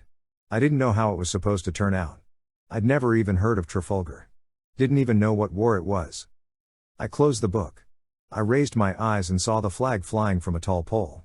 It was pale blue, with a small British Union Jack filling one corner. Princeton University was not flying the American flag. No one was flying the flag of the United States. There was no United States. What there was in its place, I didn't know. But the United States of America had died on a sleet stormy night on the Delaware River. Suddenly, down a wide alleyway between tall buildings, a dolphin appeared. Chapter 28, Cassie. The battle had raged around me, above me, up on the surface. I didn't care. I was a dolphin.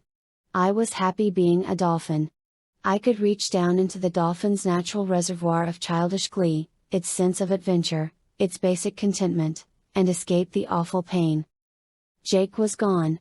I couldn't think about that. Couldn't accept it. It was a burning hot coal that I couldn't touch. Around me the cannon boomed. Stupid. All of it, so stupid. From the cosmic battles between Kryak and the Elemist all the way down to this battle, this stupid waste of life. I headed away from it. Just away. Away from the pain and the stupidity of it all. Escape, Cassie. Run away. No. I couldn't. I tried that once. Tried to run away from war. It hadn't worked. I argued with myself, plowing through the water, trying to find a way out between the lines of slow-moving ships. You can't leave, I told myself. There's still Rachel and Marco and Tobias and Axe.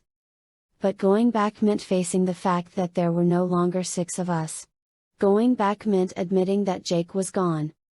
Then, suddenly, I was lying on cobblestones, dry. Of course. What a fool I was. I couldn't escape.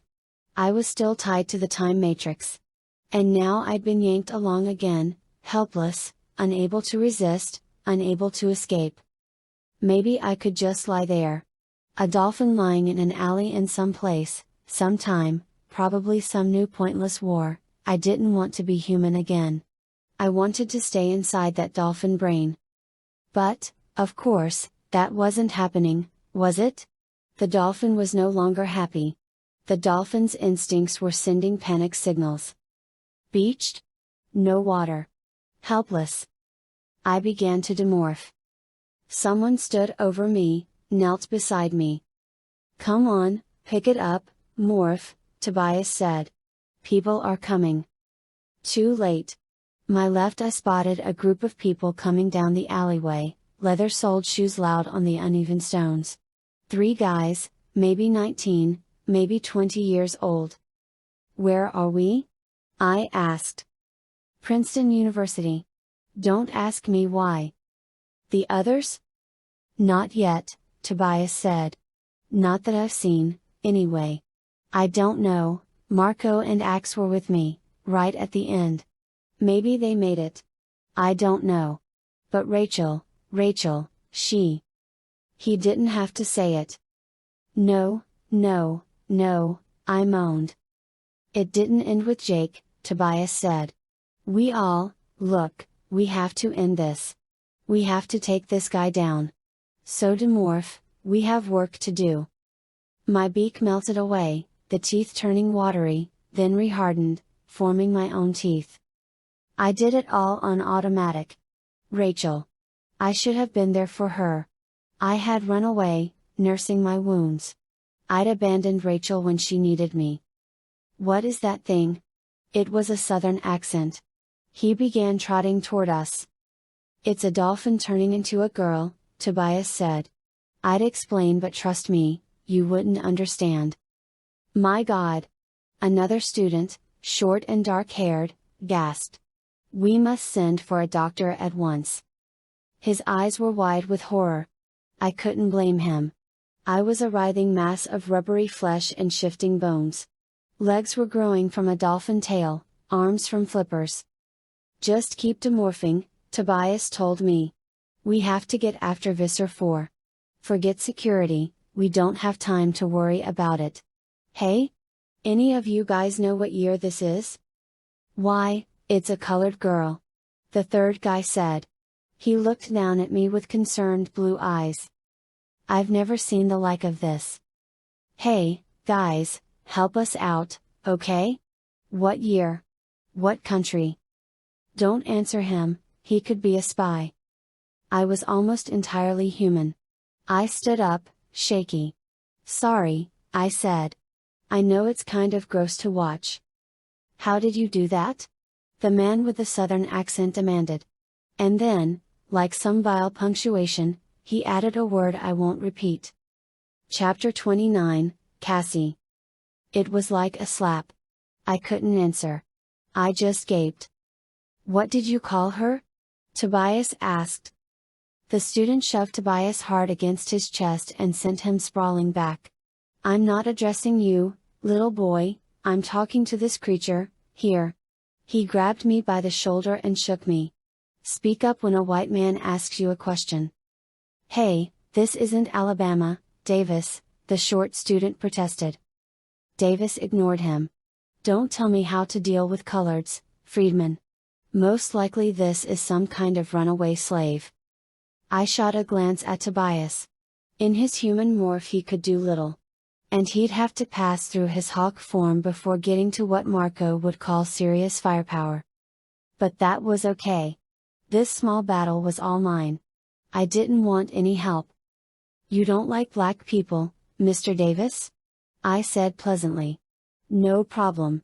I can turn white. Watch me? Most of the time I'd probably have let it go. I'd been called names before. I'd run into racism before. Mostly I figured people like that were just sad, weak-minded fools. So most of the time I just avoided people like that. But I had been in 3 wars since breakfast. I had seen Jake shot down. I'd just learned that Rachel, my best friend, was gone. I was sad and ashamed and filled with rage, all at once. So this wasn't most of the time. White fur began to grow from my face. Actually, it was clear fur, hollow needles of fur that were designed to keep the polar bear warm. But the fur looked white, taken all together. My hands swelled, big as dinner plates. Long, raked claws extended from the fingertips. I was growing whiter. And bigger. Much, much bigger. It's some kind of voodoo trick. Davis wailed. Tobias was back on his feet, arms crossed over his chest, looking on calmly. You two guys may want to step back out of the way because I don't think Davis here is going to be having a very good day. I loomed larger and larger. Davis began to back away, pressing against one alley wall. But sheer amazement and disbelief kept him from running until it was too late. Finally, he broke and ran. I slammed a pile driver front leg into the wall and blocked his way. Don't you like me? I asked.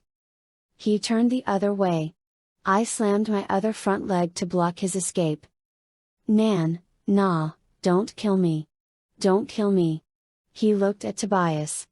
Don't let her kill me. Tobias shrugged. With a sudden movement I opened my jaws, twisted my head sideways, and clamped my mouth over the guy's face.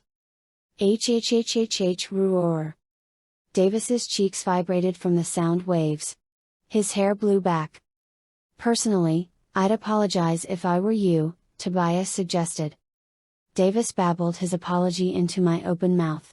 He kept apologizing even after I let him sink to the ground. Whoa, Cassie. That is so Rachel, Marco said. I recognized the voice immediately. He'd come up behind us. And that was surprising enough. But then.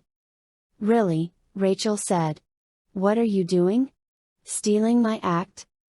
Rachel. Tobias yelped. And a millisecond later he had spun around, grabbed her, and kissed her. Then he held her back at arm's length. You're dead. Rachel. You're dead, I agreed. No, I'm not, Rachel said. Yes, you are. I saw it, Tobias cried. I am seriously not dead. I am convinced that she is not dead, Axe said. He was in full Andalite form, wildly out of place in a cobblestoned alley on a leafy campus. Blue Eyes let out a moan. What are you people? You're not human. You are correct. I am an Andalite, Axe said. Let's focus, Marco interrupted. Rachel remembers morphing to chimpanzee. She remembers climbing into the rigging. Then, nothing. Suddenly she's here, and so am I, and by the way, not that I'm complaining because at least no one is shooting, but where is here? Princeton University, Tobias said. Say what? Why? Good question. Now, we want some answers, Tobias said, addressing Friedman and the boy with sympathetic blue eyes.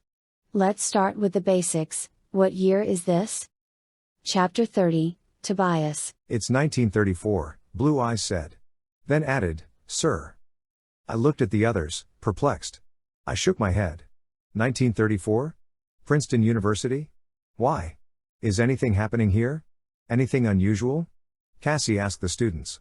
Mean, aside from me and him? They shook their heads. Something weird about all this, I said.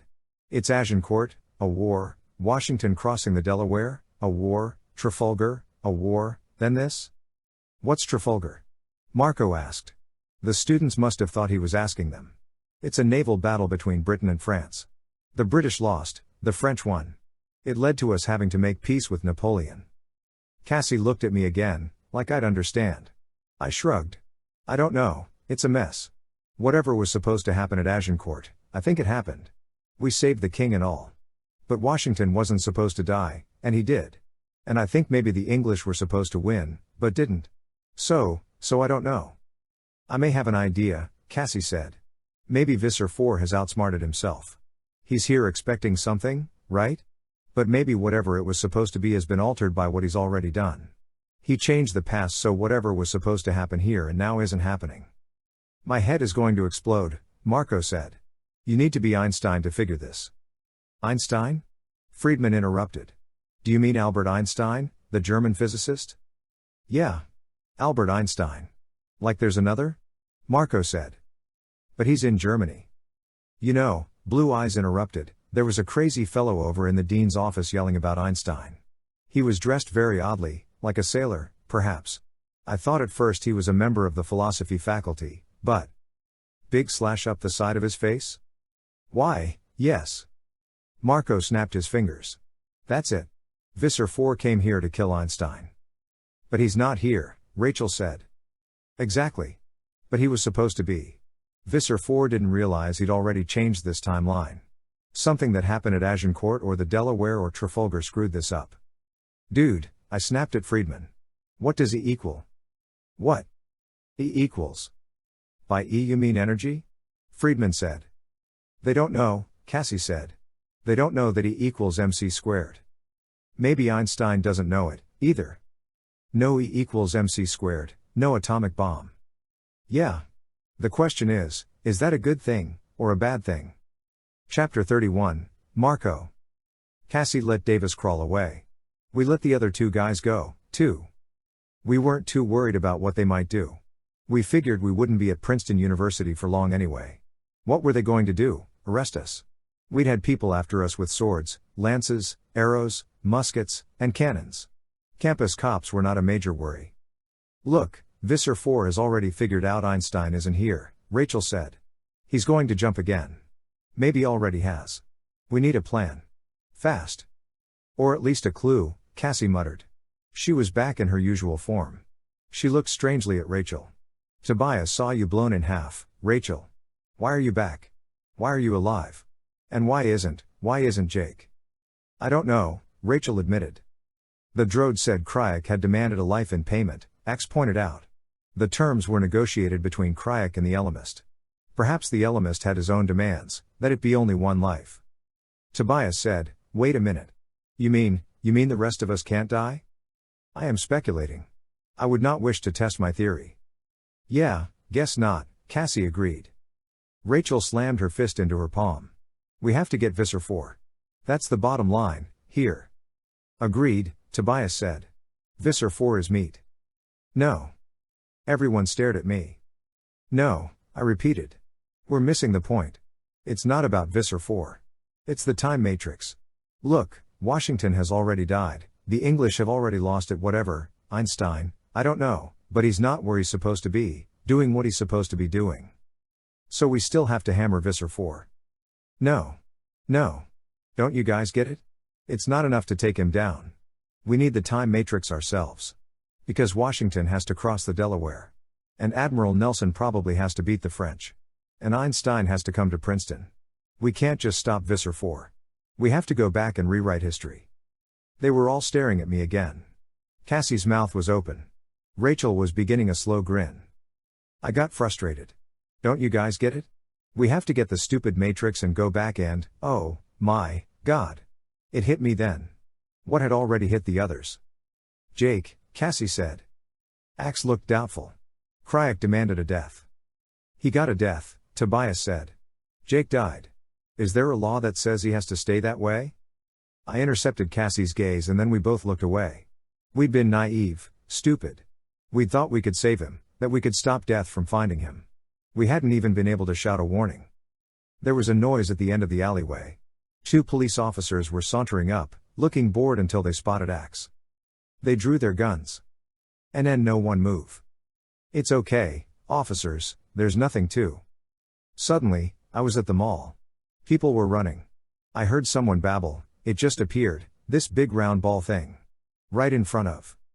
Then, just as suddenly, I was standing on an open, empty desert plain at twilight or sunrise. It was impossible to tell.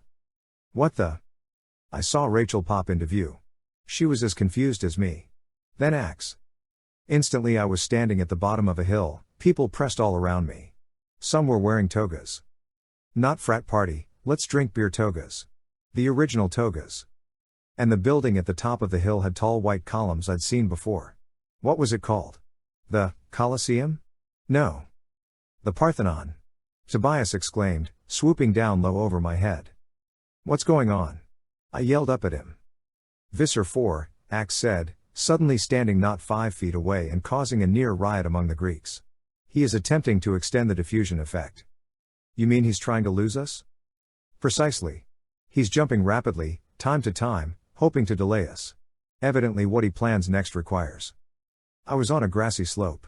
It was hot. It was going to get a lot hotter because up the slope I saw men behind barricades of dirt and logs and bales of hay. Long gun barrels were poking out from behind the barricade. Down the slope was an army dressed in gray.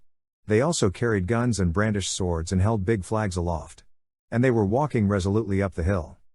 Okay, let's just time shift again, I muttered. Let's just not stay here. Let's just go somewhere. A splash of icy water hit my face. I tasted salt. I was lurching, wallowing, in a boat again. But smaller, open.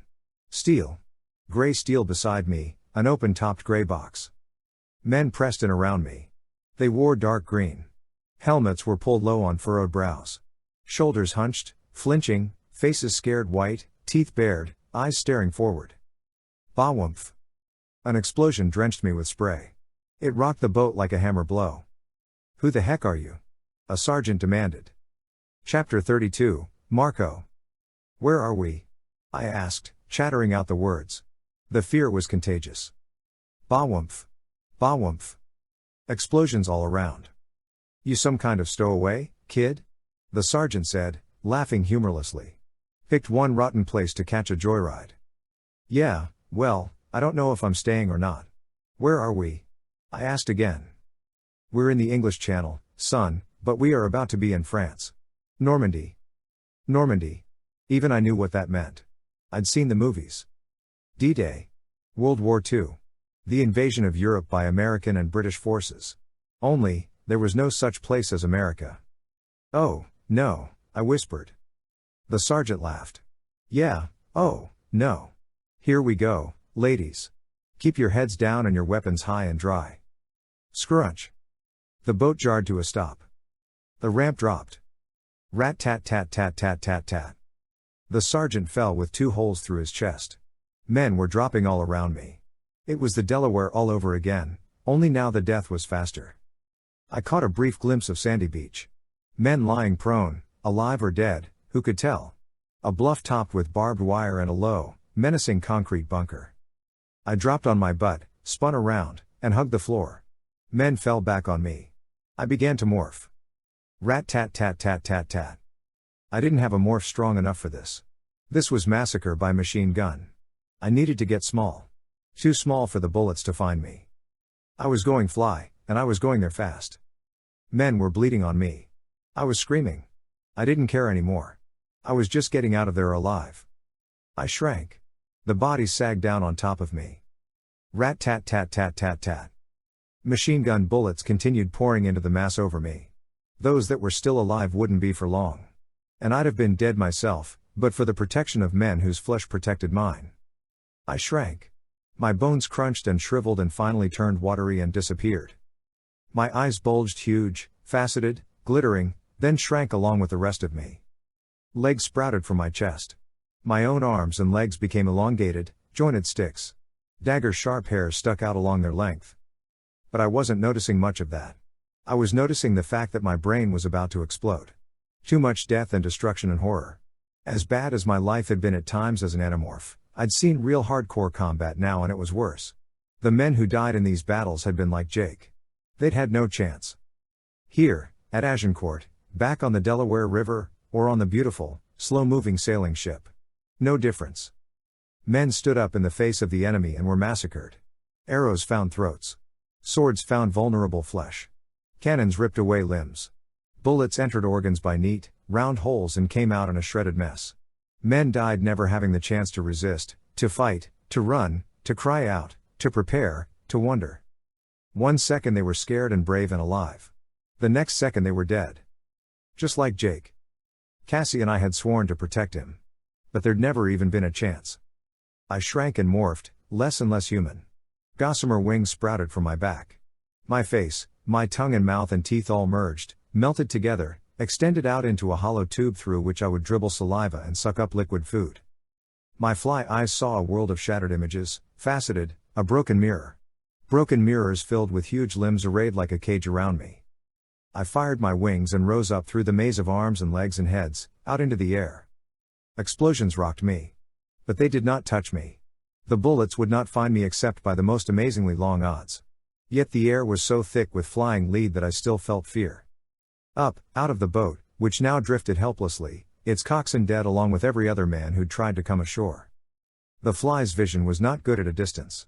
I could see only what was close. And then, not in detail. I was glad. I didn't want to see what was around me. But I could not block the fly's sense of smell. I smelled, tasted the spilled blood and drained bodily fluids. I couldn't help but smell them. D-Day. The smell alone would haunt me for the rest of my life. Chapter 33, Axe. I time jumped into water. My hooves absorbed some of it. It had a high salt content. I kicked wildly, looking for bottom. My hooves touched sand. I propelled myself through the surf, onto a sandy beach. Lumph. I flew through the air. I saw a gray sky overhead. I saw humans around me, running, lying down, falling. I hit the sand hard. I lay there, breath knocked out of me. My main eyes were staring upward. At the sky. The blue atmosphere of Earth, beyond which was the black of space, the now invisible points of stars, the disappearingly small planets. One of which, somewhere up there, far, far away, was my own. I had never wanted to be there more. I thought I understood humans. I understood nothing. They were mad. Lunatics. Evil, violent, destructive, hate-filled creatures. Axeman. Are you hit? It was Tobias. I saw him, drifting, wings spread wide, above the smoke of battle. I am not injured, I said. But I must tell you, I am profoundly tired of your people. I'm not exactly thrilled with them myself, Tobias said. But you need to morph, man. Nothing on that beach is getting out alive. I just talked to Marco, he's in Flymorph. Not a bad idea to get wings. CHNTH CHNTH CHNTH. Bullets hit the sand beside my head. I scooted sideways just as another burst tore up the sand where my head had been. I began to morph. Tobias and Marco were both right, wings. I was sprouting hairier feathers as the next explosion hit the beach near me and pelted me with sand. Anyone else here? It was Cassie's voice. Yes, I am here. So are Marco and Tobias, I answered. Are you safe? As safe as anyone could be, she said. I'll materialize right at the bottom of the bluff, in some bushes. I morphed to Osprey. I'm in the air, now. I was nearly done morphing. I had wings and talons.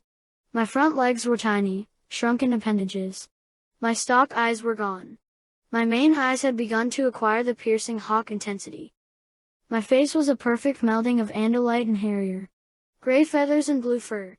An opening had appeared in my lower face, the beginnings of a mouth, a beak. Lump. Dirt buried me. Blackness all around me.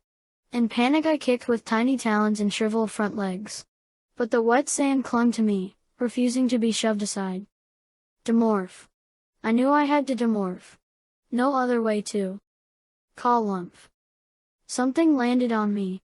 Crushing weight. But the sand was off my face. I saw daylight. I pushed and shoved and wiggled my way, with a body that was almost useless. I began to demorph, the panic under better control now that I had at least a glimpse of sky. I'm hit. I'm hit. Medic. The voice was shockingly close. Only then did I realize what had landed on me, pinning me down under the sand. A human was lying on me, unaware. He struggled up, lessening the weight on me. No. He moaned and fell back. I had to get out from under him. Had to get away. All I had to do was get off the ground, reach the sky. Had to demorph to Andalite first, push my way clear. But the human was moaning. He was crying. He was calling for his mother. Not my affair. The madness of humans was not my concern. Another human slammed into the sand beside me. I'm here, buddy, this human said. My stalk eyes grew from the bird head. I pushed one up and out of the sand. I saw the injured human. I am not an expert on human physiology, but I believe the wound to be fatal. The second human was tending to him. He ripped feverishly at the wounded soldier's clothing. He jabbed a syringe into the man's arm. Doc. Is it bad? It hurts. It hurts. Oh. You'll be fine, soldier. Morphine will. CHNTH. Bullets ripped the sand. The doc flinched. He resettled his helmet on his head. He did not leave. An explosion, not 20 feet away, showered us again with sand. Don't let me die. Don't let me die. You'll be okay, soldier. I'm just gonna. The doc fell atop the wounded man. A bullet had penetrated his throat. Dead. While trying to save a man he must have known was doomed. Was this Visser Four's doing? Or was this all simply a part of human history? I felt a desperate need to think, to make sense of it all. One thing I knew, the battle on the river had not been part of human history. My friends were sure of that. At that point Visser Four had twisted the strands of history. The sea battle? No one seemed to know how that was supposed to have happened. Had the battle even taken place originally? One thing was certain, Visser Four had miscalculated at the university. Things were not as he'd expected them to be. And if we were now even later in time, this battle, too, might not be all he'd expected. Visser Four might be as confused as we were. And yet, in the end, as we'd seen, Visser Four had altered history to create an earth of harsh repression. But then, that was before we had become involved. Before this new version of history where we'd stymied Visser Four at Agincourt. What did it all mean? What was I missing? Surely there was a way to make sense of it all, to encapsulate all this mindless killing, all this violence, all this fear in a package of reason, logic. I was afraid. The realization surprised me. I was hiding beneath two dead bodies, spinning the wheels of my mind trying to make sense of things. Thinking was so much easier than sliding out from beneath this grisly protection and facing the murder all around me. I was a coward. No, this was not my war. My war was with the Yeerks. This was human killing human in some dark, distant past. Insanity. Lunacy. Coward. No. I had no chance. Everyone on that beach was dying. Everyone was going to die. Everyone. This wasn't my beach. This wasn't my war. Not my place to die. Not my place to kill. As I had killed the Hessian officer. Marco. Rachel. Axe. It was Cassie's thought-speak voice. Faint. Far away. Don't answer, I told myself. Hide. Don't answer. Visser Four. Tobias and I see him. He's in a jeep, leading a column of tanks. We need help. Not my war, I said again. Then I began to morph and push the sand away. Chapter 34, Cassie. It moved beneath me, a sinister gray snake, clanking and lurching and belching sudden gusts of black diesel smoke. The tank column approached the beach along a narrow, winding road. At the head of the column, an open, Jeep-style car pulling a trailer. In the trailer was a glowing, golden ball as tall as a man. A weapon far more powerful than all the tanks of all the armies of the world combined. The Time Matrix. The Time Matrix had allowed Visser Four to reach the German tanks and tell their generals that this was the real invasion. That this was the time to strike the Allies. In the passenger seat of the Jeep, sitting with 3 machine gun-toting German soldiers behind him, was Visser Four. There was a bloody cut down one side of his face, barely concealed by hastily applied bandages. The tank column extended as far as I could see down the road. More tanks had pulled off into fields defined by tall, impenetrable hedges. Directly beneath me was the bluff overlooking the beach. It bristled with concrete bunkers and trenches and barbed wire. Dozens of machine guns, cannon, mortars, all aimed down at the vulnerable men on the beach below. Beyond the bloody beach a huge, gray fleet kept station and lobbed shells that missed the bunkers and exploded harmlessly in the fields behind. In 10 minutes the first tanks would reach the bluff above the beach. And then, all hope of an Allied victory would die. The Germans would win. And the world would be the world we had glimpsed briefly. We need everyone. I yelled, flapping my wings to regain lost altitude. Tobias drifted close to me. If no one else gets here it's going to be up to us. What are we supposed to do? All those Germans and all those tanks aren't just going to let us attack Visser Four and steal the Time Matrix.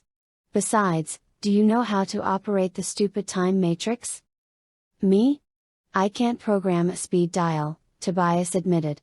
But those tanks cannot reach that beach. This is D-Day, and if the Germans win, the Americans and the English lose the biggest war in history. But there are no Americans, I said. Whatever they're called, what does it matter? This is D-Day. This is Normandy. This decides whether the Nazis go on or are stopped. Where are the others? I demanded. Not that I had any right. Where had I been at Trafalgar? Hiding? Escaping? We can't do this as birds, Tobias said. No. I know. The road curves past that last stand of trees down there. That's the place. We'll have to hurry, Tobias said. He spilled air from his wings and glided toward the trees below us. I turned and followed him down. We landed amid blasted trunks. Artillery had blown away all but a few desperate, spring green leaves. What do you think the Nazis will make of a Horkbuyer? Tobias wondered. He began morphing as soon as he landed. Horkbuyer horns sprouted from his forehead. I focused on the wolf DNA inside me. The wolf was fast, strong. No match for machine guns. I might reach Visser Four before I was gunned down. I might not. Either way I wouldn't survive. Unless, of course, Axe was right and only Jake could be killed. I felt sick. Thinking about how Rachel came back. Tobias asked. Yeah. Me, too.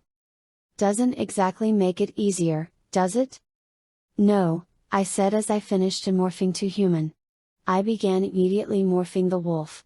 I could hear the clank clank clank of tank treads. I could hear the roar of their engines. The Germans. The Nazis. The ultimate evil. Worth dying to stop them. Yes. Worth my one, puny life. But I didn't want to die. No matter how great the cause. No matter the reason. Ready? Tobias asked. He was fully Horkbuyer. I sniffed the breeze. My wolf's nose told me stories of things far beyond this battle. It told me of cows and calves grazing peacefully in their fields. Chickens. Foxes. Rats. Sheep. This was farm country. Not much different from my own farm, probably. But my nose also smelled cordite, charred wood, diesel exhaust, and blood. I could hear too much, too well. I heard the tank engines, the tank gears grinding, the treads as they slapped the mud. I heard the explosions, large and small. The cries, distant but piercing. Maybe if we get the time matrix, maybe we can do more than just put it all back together, you know. What do you mean? I mean history is nothing but killing. Maybe we could change that. Let's just go get Visser Four, Tobias said. For Jake. For Jake, I said. The words were out before I thought about them. For Jake. Revenge. Kill the killer. Avenge the wrong. And I was going to rewrite history. The jeep was close now. I could see it clearly through the trees. And I could see Visser Four. I could also see the machine guns gripped tightly. Now, Tobias said softly. We began to run. Fast. Faster. Stunted, ruined trees zipped by. We hurtled over scraggly bushes. The wind was in my face, the wind of my own speed. Tobias, Horkbyer, was running beside me, blades flashing. I saw the Visser.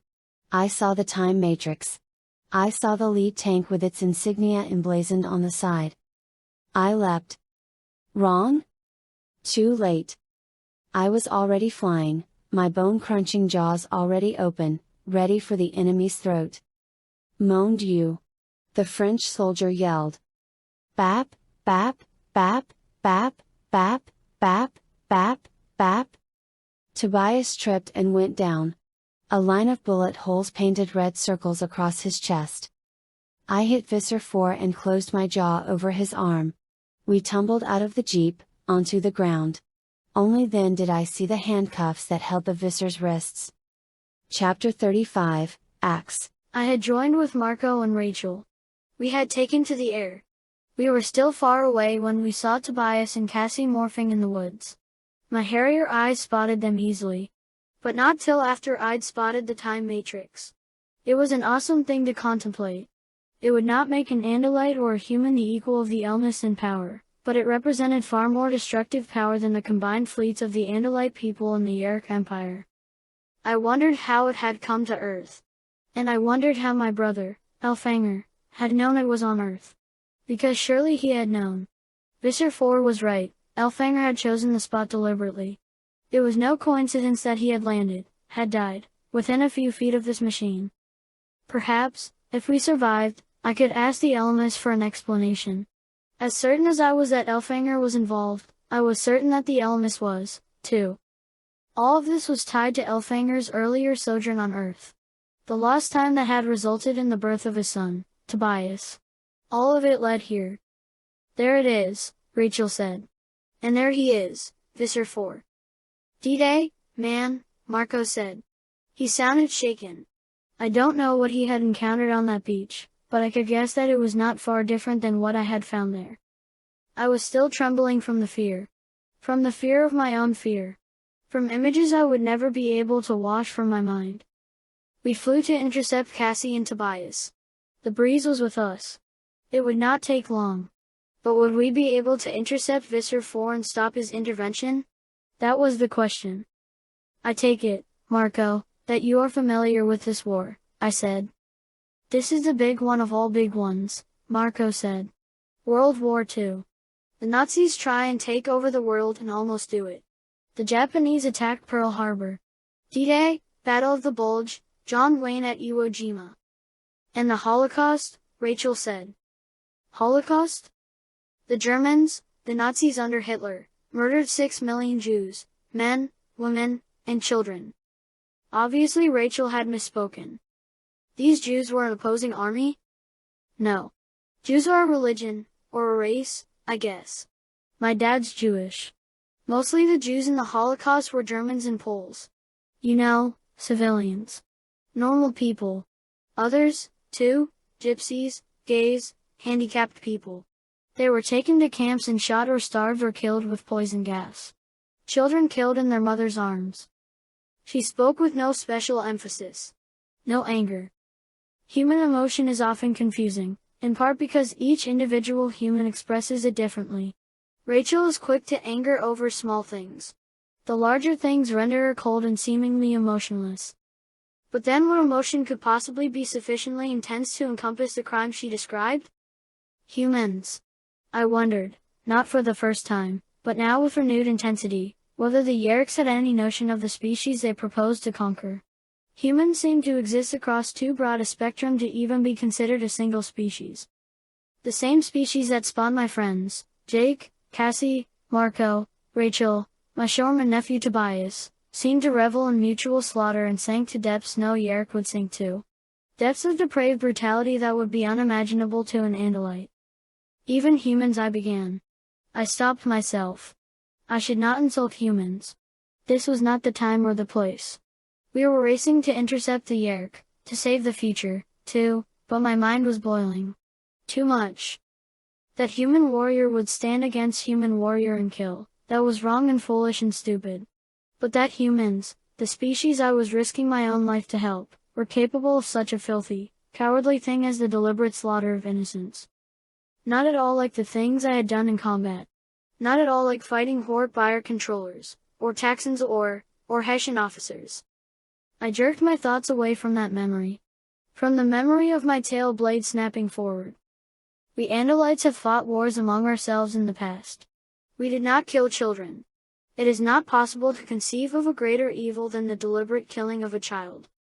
Yeah, well, we do know that, X, Marco said resentfully. Why do you think those guys down on the beach are dying? Those tanks coming down that road? Those are Nazi tanks, Rachel said. So let's stop them.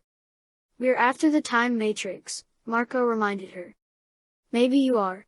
You and Axe go get the time matrix. I'm getting a Nazi. Chapter 36, Cassie. I rolled over. The Visser cried out in pain. He tried to get up, but he couldn't use his hands, they were held together by the handcuffs. Tobias lay bleeding. Tobias. Demorph. But then, to my amazement, he simply sat up. The bullet holes in his chest were gone. It's true, he whispered, touching his chest with a Hork buyer claw. Just Jake. The rest of us, we can't be killed. Bang! Bang! Bang! Bang! I felt the bullets hit me. Neck. Head. Shoulder. Head. I felt the impact, power blows. I felt sharp, overwhelming pain. And then, I was still alive. The tank column rolled by. Infantrymen rushed up alongside the tanks to surround us.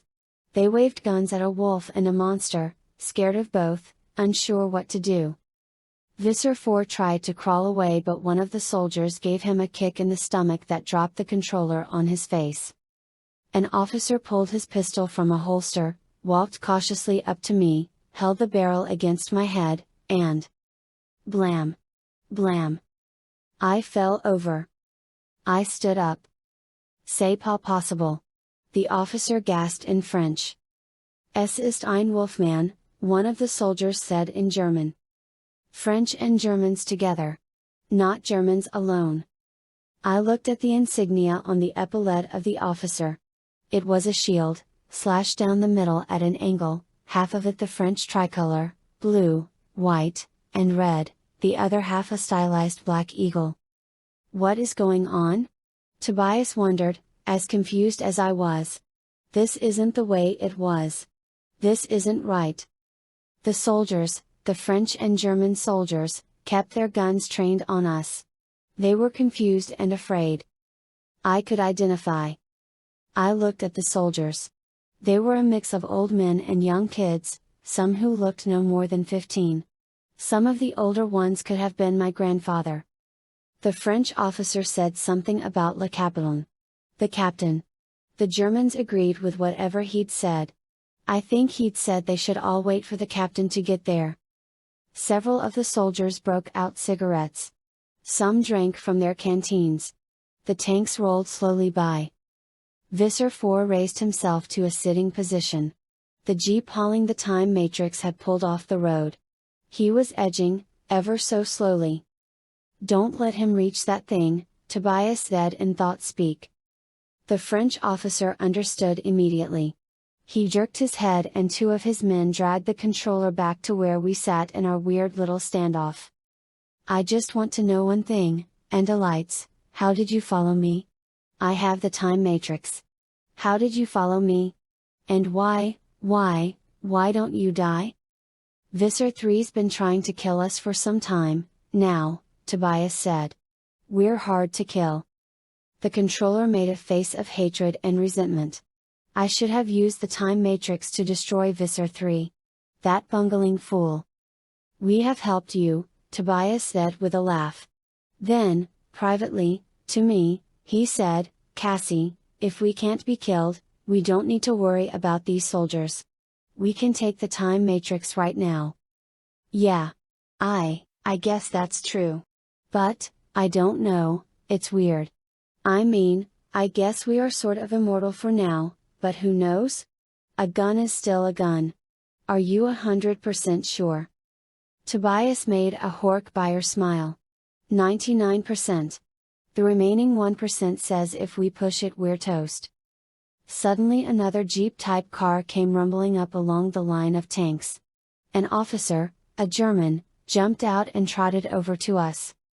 In a mix of French and German the soldiers and their officer explained this exceedingly unusual situation. The captain was a middle-aged man with a lined, scarred face and tired eyes. He obviously knew about the big, glowing globe. He seemed to know, too, about the prisoner, Visser Four.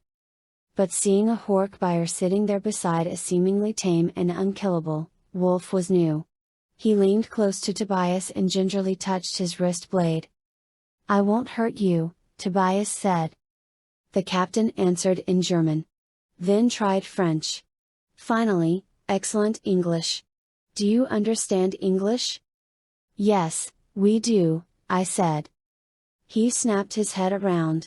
There was a quick burst of German including a word that sounded like wolf and another that was very recognizable, Frankenstein. He thinks you're a monster, Tobias. Then, in English once more, he said, I do not know how a monster and a talking wolf come to be here. Explain. I started to answer. Not to explain, because explaining would have been utterly impossible. Or at least it would have taken a solid week.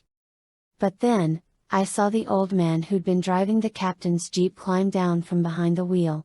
He was in his 50s, at least, although his uniform indicated a low rank. He was stocky, not very tall. His black hair was parted high on his head. His eyes were dark and intense. He wore a small mustache. A style of mustache known everywhere as a Hitler mustache. Chapter 37, Rachel. Far below us, Tobias and Cassie seemed to be chatting with Nazi soldiers guarding Visser 4. They were problem number 2, as far as I was concerned. Problem number 1. The tanks that were rolling toward the beach. Huge, clanking monsters armored to withstand a direct hit from a cannon. I have several powerful morphs. But none that would so much as annoy a tank. However, the tank hatches were open.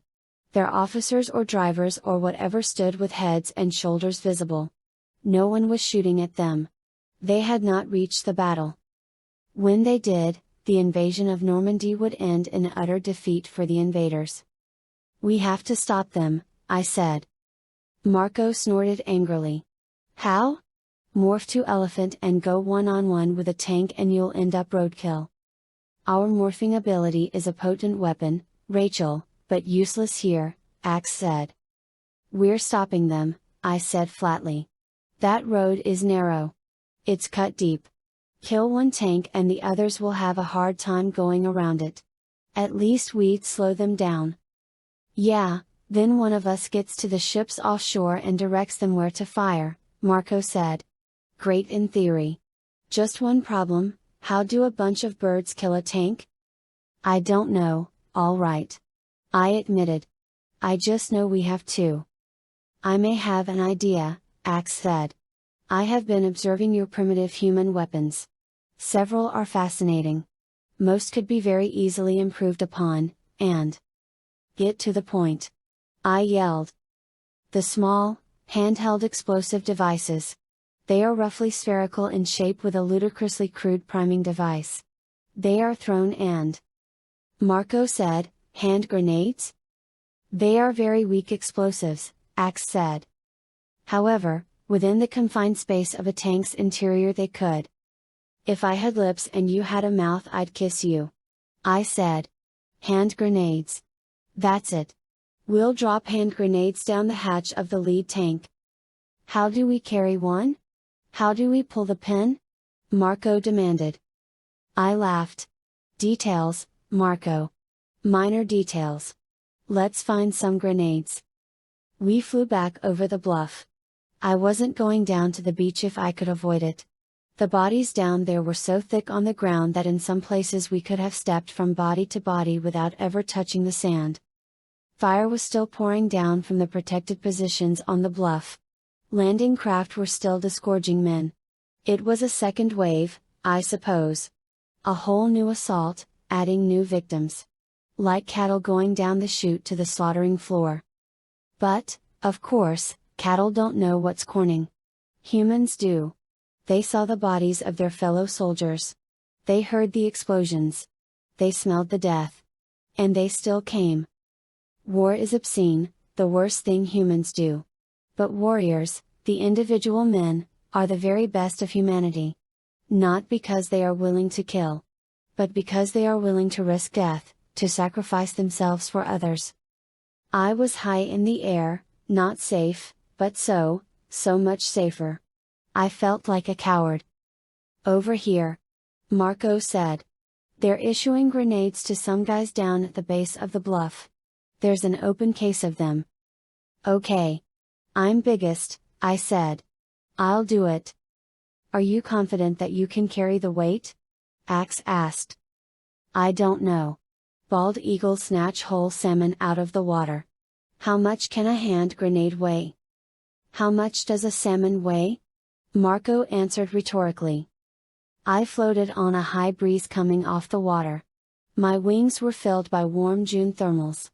I wondered if the warm updrafts were strengthened by the heat of red-hot gun barrels. A dozen guys were huddled together at the base of the bluff. Americans.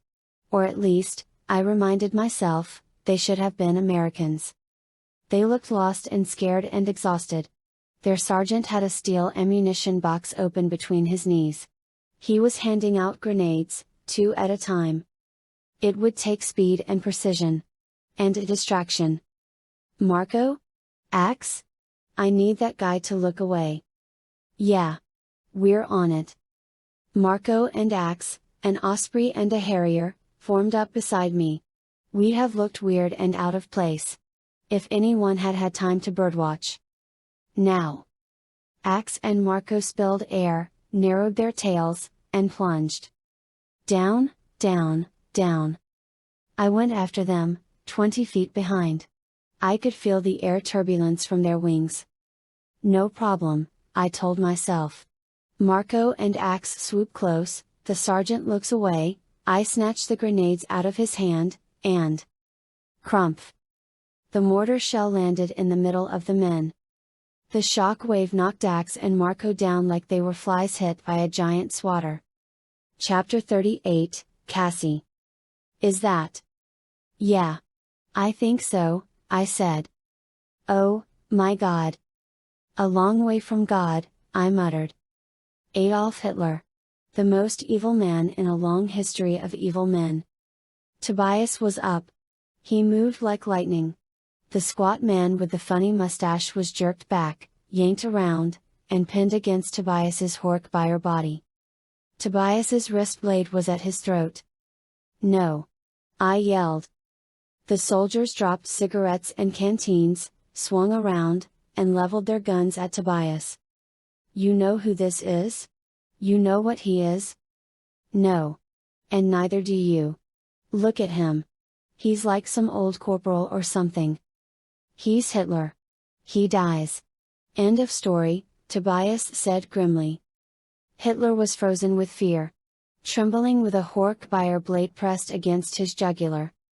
Tobias, it's all different, I said. Visser Four changed it. All of it. No one is where they should be, doing what they did in our reality. We don't even know if these guys are the bad guys or the good guys in this reality. He's still Hitler. Tobias said. Is he? I don't know. Jake, in that other reality, the reality that comes from all this, was Jake still Jake? Was Marco still Marco? You've got to be kidding. You're going to compare Jake to this walking piece of scum. He's not evil for who he is, no one is. You can't be evil for being someone. It's what you do. And this guy's just a driver. From behind us, a new and sudden sound. Boom. Boom. The first tanks were firing down on the beach. Tobias, you can't do this, I said. You can't execute someone for what he might have done or even what he might do. Release my driver, please, the German captain said tersely to Tobias. Visser Four leapt, shackled hands outstretched for the time matrix. I bounded after him. He took 3 steps. I took 2. I clamped my jaws on his leg. Pop! Pop! Pop! The captain fired. Point blank at Tobias. Tobias jerked in reflex. His wrist blade cut deep. The driver, Hitler, fell to the ground. Visser Four rolled with me on top of him. Rolled over, pulling me with him into a shallow ditch. And overhead I saw the surreal vision of a bald eagle, 6 feet from wingtip to wingtip. Chapter 39, Rachel. Axe and Marco were down. But not for long. They fluttered up out of the sand, fluffing their feathers, all damage repaired. It was true. We could not be killed. The same was not true of the soldiers. 2 lay crying in pain. The others were silent. I swooped down to land beside my friends. I suppose we must have looked like vultures arriving at the scene of death. I closed my right talon around a grenade. I lifted it experimentally. It was heavy. Not as heavy as a salmon, though. I would be able to fly with it. Marco and Axe each tried to lift one as well, but they were much smaller birds. One is all it will take, I said. Or at least one at a time. I grabbed the grenade firmly and began to fly. Taking off was hard, not impossible, but hard. I scooted across the bloody sand, flapped hard, turned into the breeze, and still barely became airborne. But once I had wind beneath my wings, once I had clearance, I soared.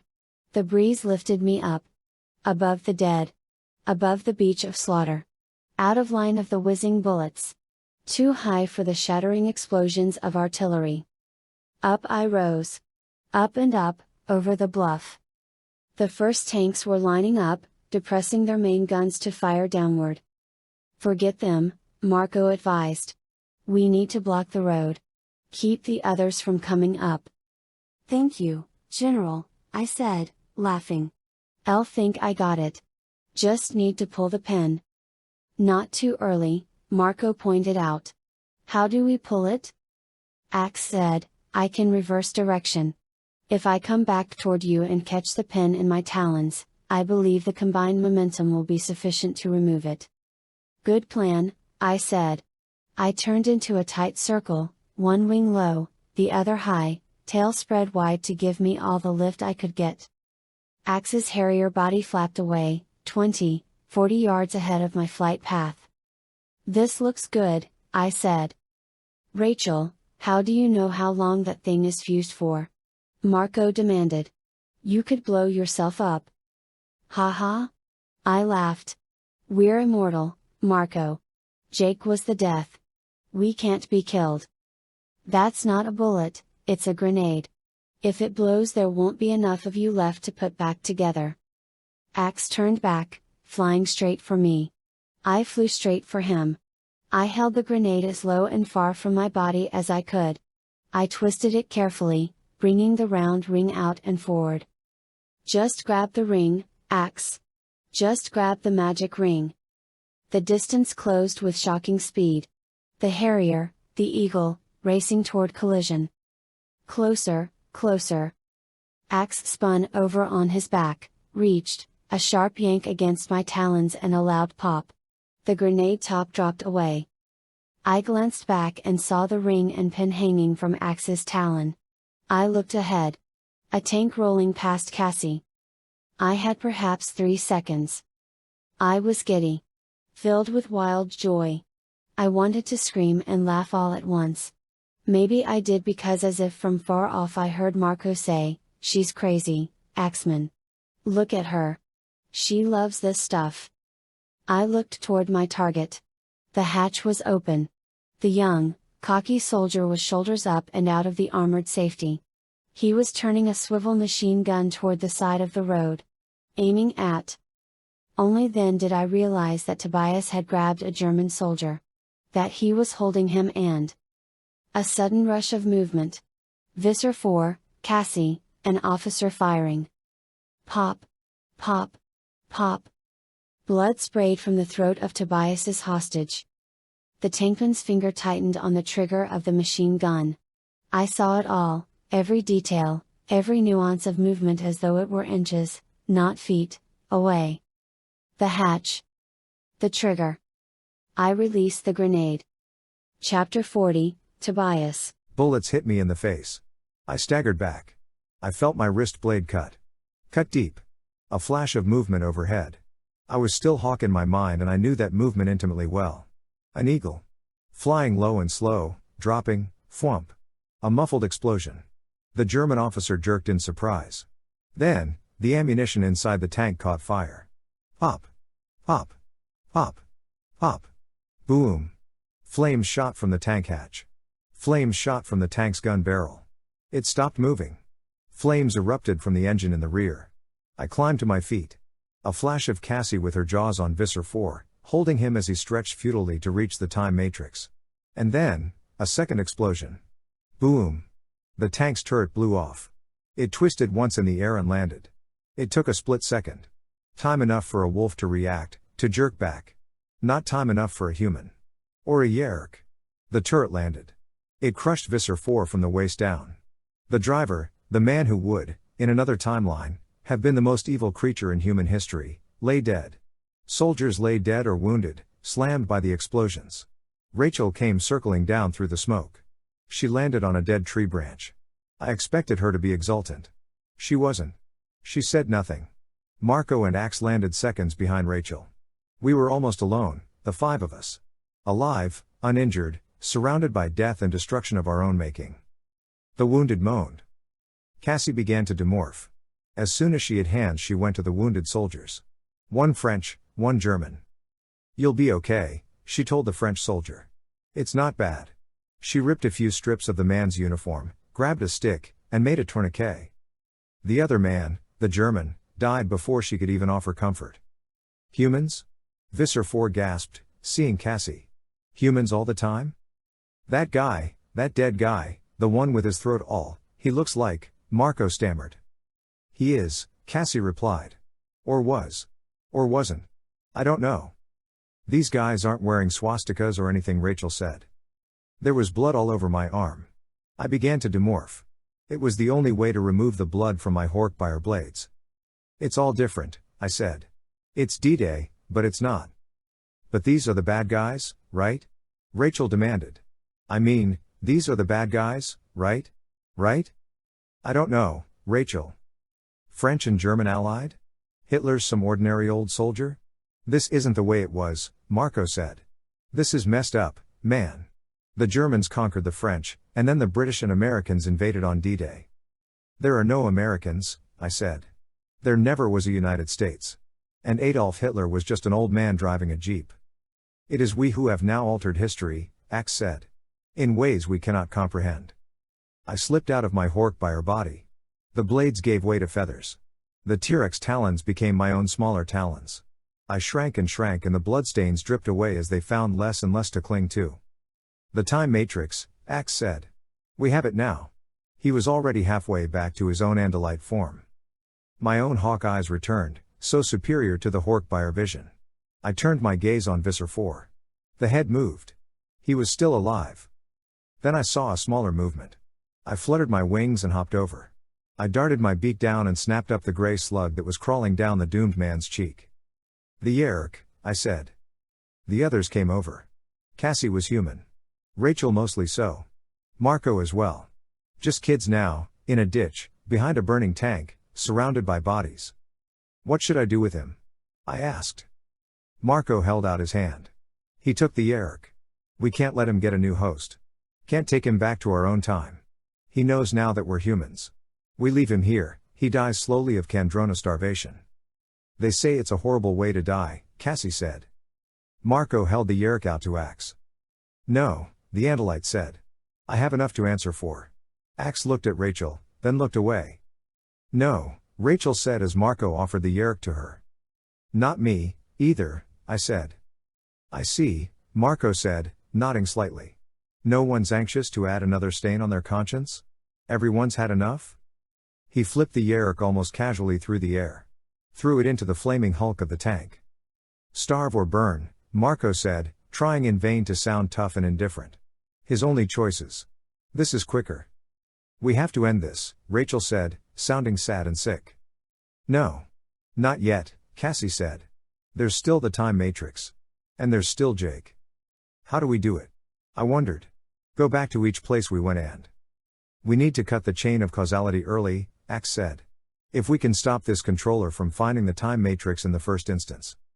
No one said anything. We stood listening to the massacre on the beach.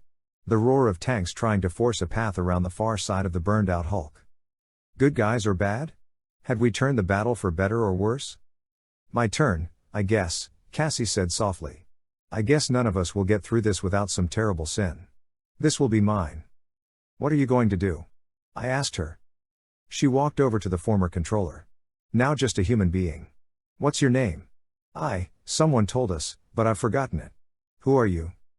Chapter 41, Cassie. John, he gasped. John Berryman.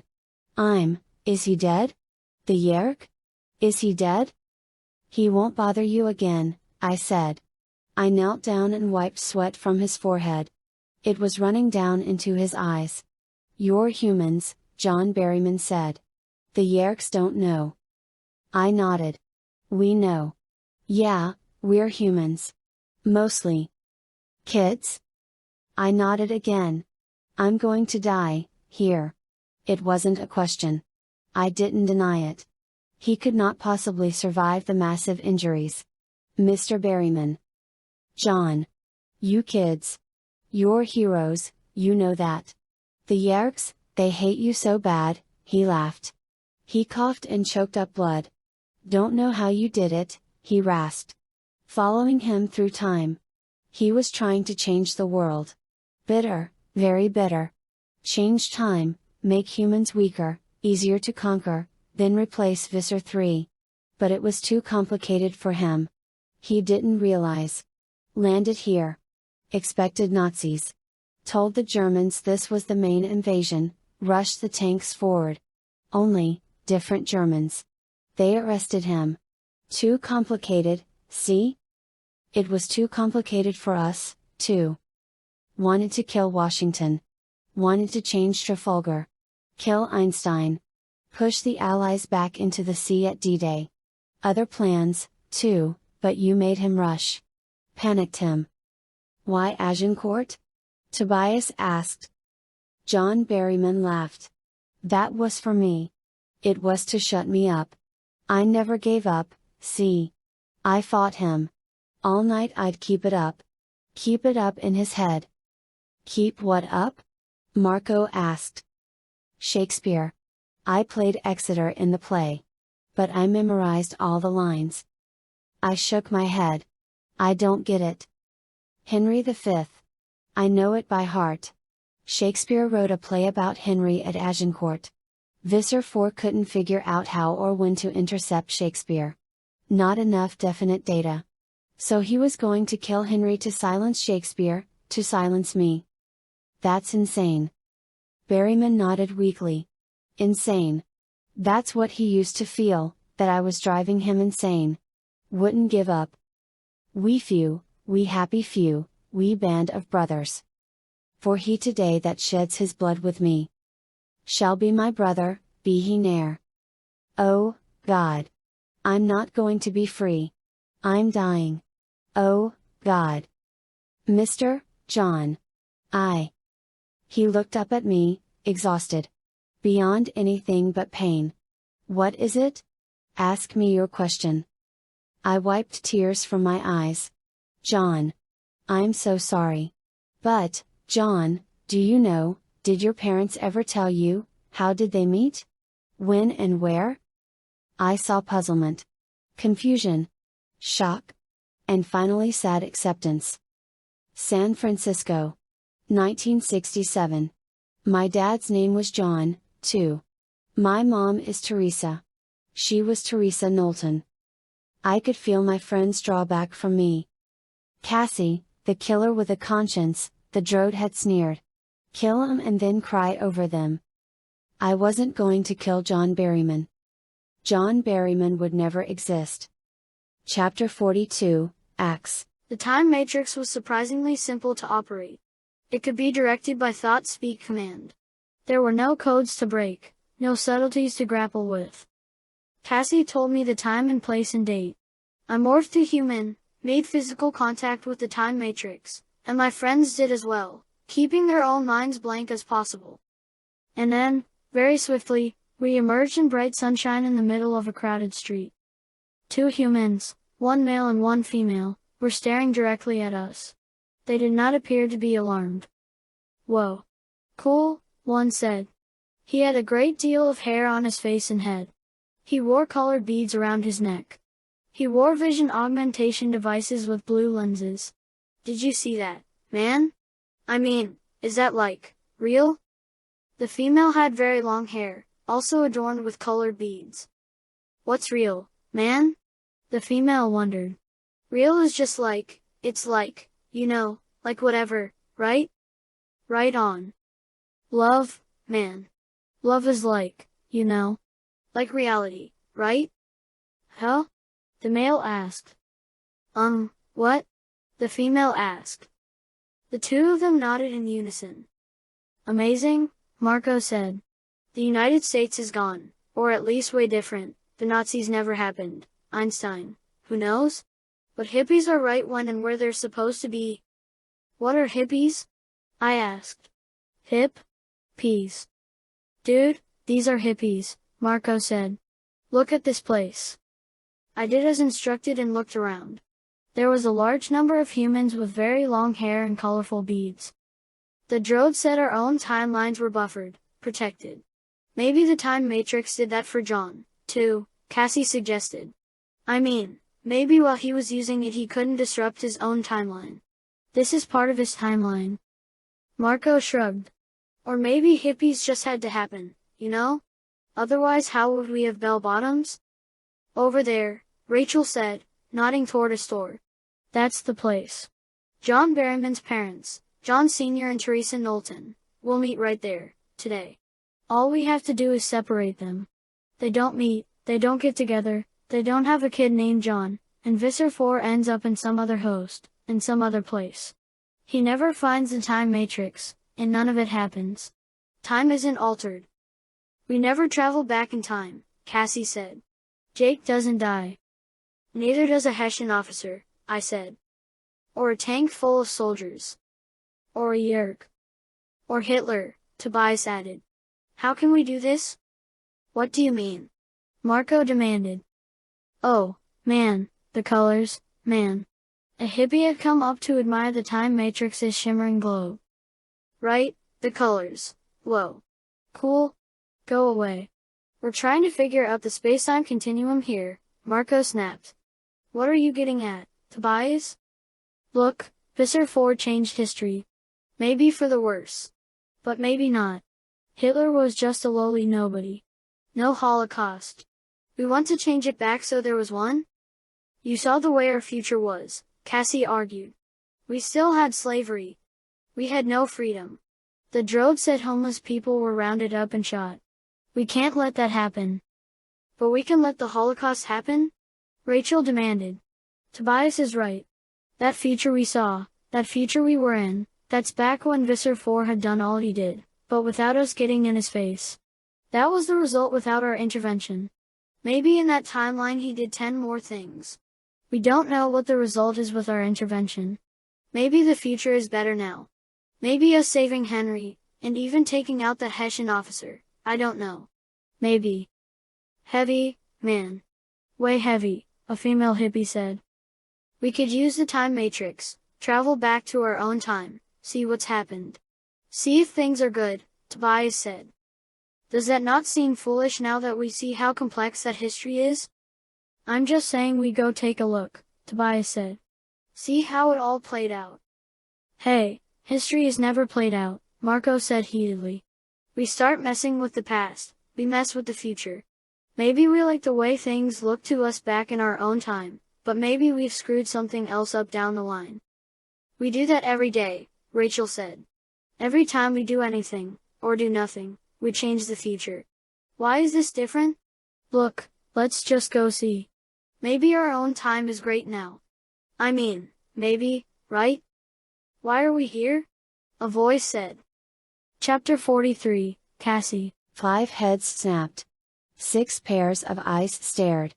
4 mouths and 1 thought-speak voice said the same word. Jake? He looked annoyed. Well, duh. Like you don't recognize me? Hey? How did we get back here? Here was my barn. You're alive, Rachel said to Jake. He stared. I really don't like the way you guys are looking at me. You're giving me the creeps. What happened? Tobias wondered. How the man. The hippie chick. What? What hippie chick?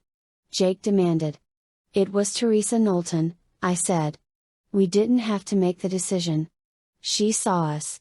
She was distracted. She missed meeting Berryman's father. Berryman was never born. It all never happened. Excuse me. Jake interrupted. Why am I crossing the Delaware next to George Washington 1 minute and then I'm back here while you people babble about hippies? Berryman had never existed. The time matrix was where he'd found it. Buried. We'd never gone back in history, except in our memories. Henry V had not seen a Hork-Buyer take to the field. Washington had crossed the Delaware and surprised the Hessian troops. Nelson and the British had defeated Napoleon's fleet. Einstein had left Nazi Germany to find freedom from oppression at Princeton University, where he had set in motion the creation of the atomic bomb. And on June 6, 1944, soldiers of the United States, Britain, and France had begun the final destruction of the evil man who, in another reality, had been nothing but a harmless old soldier. You died, Jake, I said. You died crossing the Delaware with Washington. I could see the spasm of shock on Jake's face. Oh, my God, he whispered. In the end, did we do it? Did we put it all back right? Did we make it right? I went to him and gave him a kiss on the cheek. No. We didn't make it right. But we put it back, Jake. Leave it at that. We put it all back. End of Megamorphs number 3, Elfangor's Secret.